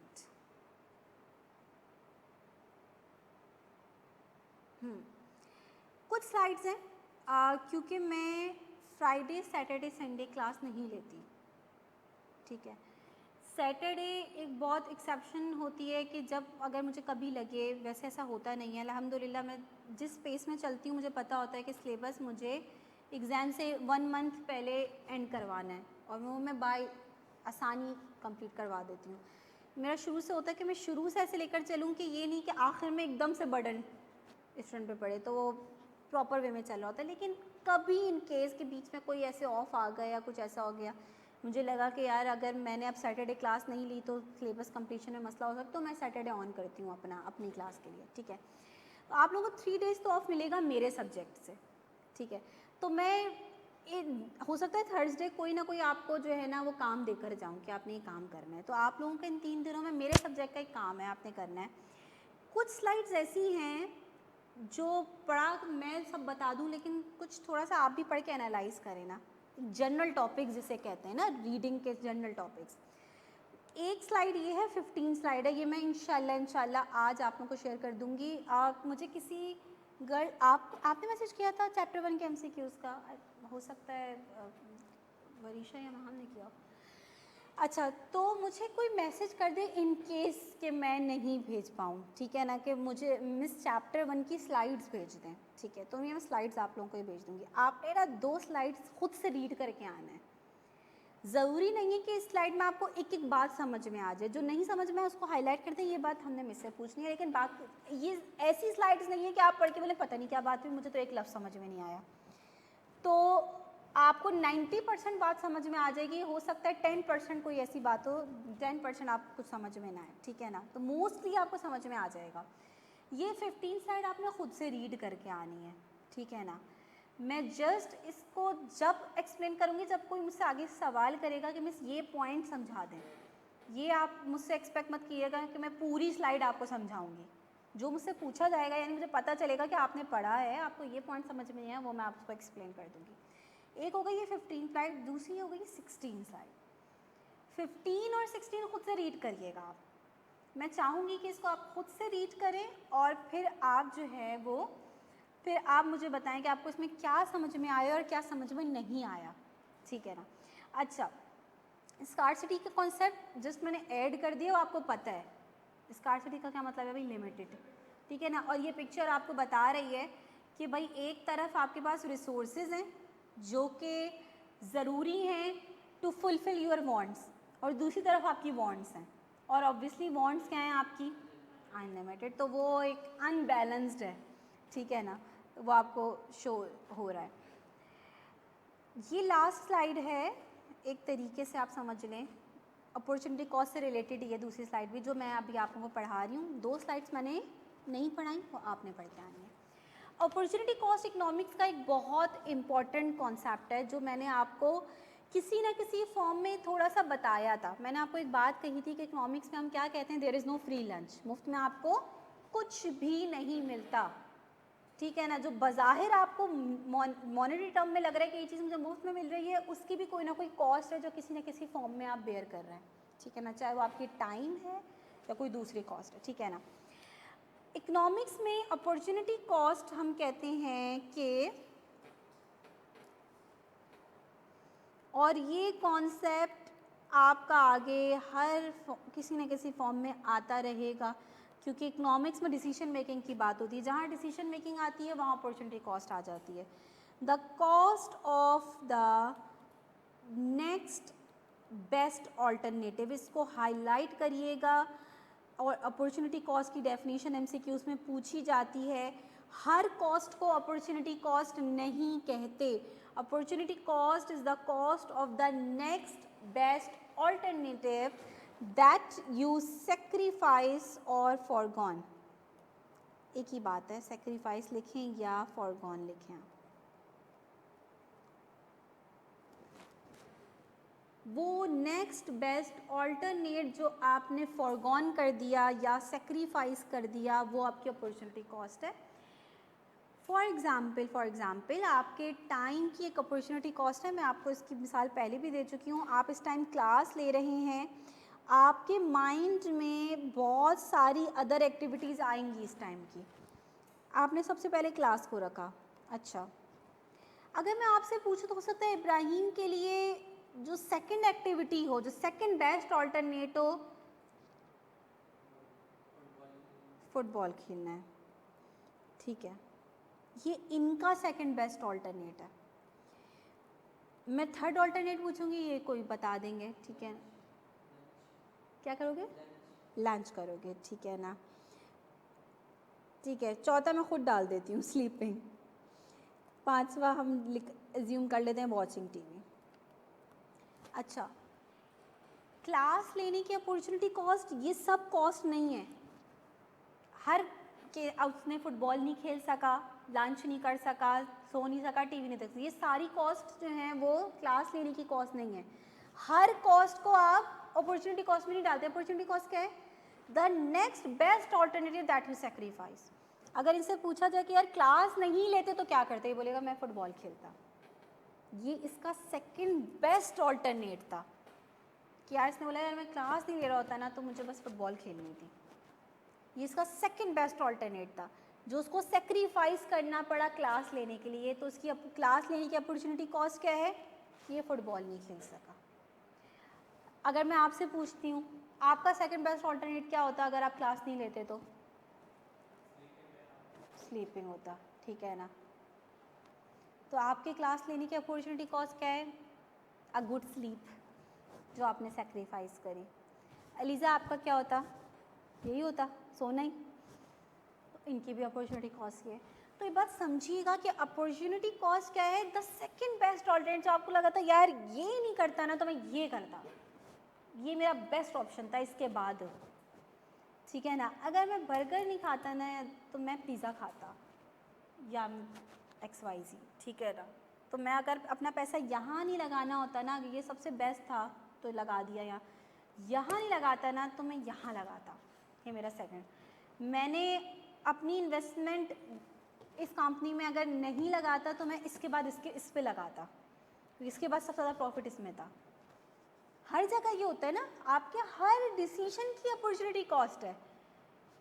आपकी इन्वेस्टमेंट भी लिमिटेड है ना, हर जगह नहीं लगा सकते। तो आपने अपनी इन्वेस्टमेंट एक जगह लगा दी है, आप दूसरी जगह नहीं लगा सकते। वहाँ पे भी बहुत प्रॉफिट था लेकिन वहाँ सबसे ज़्यादा प्रॉफिट था जहाँ आपने लगाई। तो आपने बोला यार अगर मेरे पास थोड़े और पैसे होते ना मैं यहाँ पे भी लगाता, लेकिन ये सेकंड बेस्ट ऑल्टरनेट था आपका। तो जो वो आपकी एक्टिविटी का जो सेकंड बेस्ट ऑल्टरनेट था जो आपको सेक्रीफाइस करना पड़ गया, वो आपकी उस एक्टिविटी की क्या है? अपॉर्चुनिटी कॉस्ट है। तो वो अपॉर्चुनिटी आपने मिस कर दी ना, वो आपकी अपॉर्चुनिटी कॉस्ट है, ठीक है। एक मैंने पिक्चर से भी आपको ये बात शो कर दी कि भाई जॉन ने पूरी रात एग्ज़ाम के लिए पढ़ा, next day John is very sleepy, तो पूरे रात पढ़ने का जो उसका फैसला था उसकी कॉस्ट क्या बेयर करनी पड़ी, अ गुड नाइट स्लीप जो उसने सेक्रीफाइस करी, ठीक है ना। टाइम हमारा हो गया है, ठीक है। इस स्लाइड में कोई डिफरेंट बात नहीं है, ये बात हम ऑलरेडी कर चुके हैं। एक कंज्यूमर क्या अपॉर्चुनिटी कॉस्ट फेस करता है कि मैं अपनी इस इनकम को गुड ए पे लगाऊं या गुड बी पे लगाऊं। गुड ए पे लगा देगा, गुड बी सेक्रीफाइस करना पड़ रहा है। एक फॉर्म डिसाइड करिए गुड ए प्रोड्यूस करूं या गुड बी प्रोड्यूस करूं, दोनों में ही प्रॉफिट है। उसने बोला गुड ए प्रोड्यूस करती हूँ, गुड बी पे जो प्रॉफिट हो सकता था वो अब नहीं मिलेगा, उसको सेक्रीफाइस करा। गवर्नमेंट डिसाइड कर रही है कि एजुकेशन पे लगाए या हेल्थ पे लगाए, एजुकेशन पे लगा दिए ज़्यादा तो हेल्थ सेक्टर की जो जाहिर है वो ग्रोथ नहीं मिल सकेगी, वो सेक्रीफाइस करना पड़ा, ठीक है। हर इकोनॉमिक एजेंट डिसीजन, हर डिसीजन मेकर जो हम participants of an economy, economic actor, decision maker कह रहे थे, वो जो भी डिसीजन ले रहा है उसमें वो क्या फेस कर रहा है, अपॉर्चुनिटी कॉस्ट, ठीक है। कोई क्वेश्चन? मैं आपको बस बता दूं कि अब आप लोगों ने जो MCQs हैं वो फर्दर आगे बढ़ जाते हैं। हम लास्ट मंथ 24 तक आई थिंक आपको लिखवाए थे, 23, अच्छा ये आप आगे बढ़ जाएं, इंशाल्लाह आप लोग कर लेंगे ये सारे। हाँ हाँ हाँ हाँ,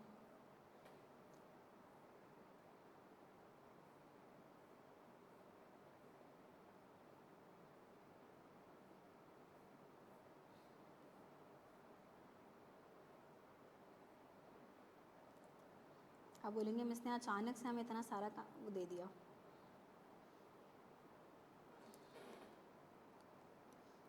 हालांकि बज़ाहिर शायद आपको लग रहा है कि आज हमने इतना नहीं पढ़ा, लेकिन 1 से 63 तक के अब MCQs आप सॉल्व कर सकते हैं, एक्सेप्ट जितना मुझे लगता है 12 और 18 के अलावा। हो सकता है कोई बीच में आपको ऐसा MCQ लगे जो आपको समझ में ना आ रहा, तो वो परेशान होने की बात नहीं है। अगर एक दो MCQs आपको नहीं आ रहे तो इट्स ओके, आपने प्रैक्टिस ज़रूर करनी है। अब एक साथ बैठ के 63 सॉल्व मत कोशिश करके अपना दिमाग वो करना, ठीक है। थोड़ा थोड़ा टाइम निकालो, एक साथ आप 10-10, 15 जैसे आपको शुरू के तो तकरीबन 15-20 ऐसे हैं जो आपको शायद टाइम ही ना लगे ना। फाउंडर कौन है, बुक कब लिखी, फलां कब हुआ, ये तो कोई वो दिमाग लगाने की ज़रूरत ही नहीं है, ठीक है ना। तो ये कोशिश करिएगा कि नेक्स्ट क्लास में जब आप आएँ तो आपकी मंडे को ही मेरी क्लास होगी, अब नेक्स्ट जो भी होगी, ठीक है। तो आपने 2 काम करने, एक तो मैंने आपको 2 स्लाइड्स दी हैं, कौन सी हैं, 14, 15, 16 स्लाइड 15-16 आपने रीड करके आनी है अच्छे से।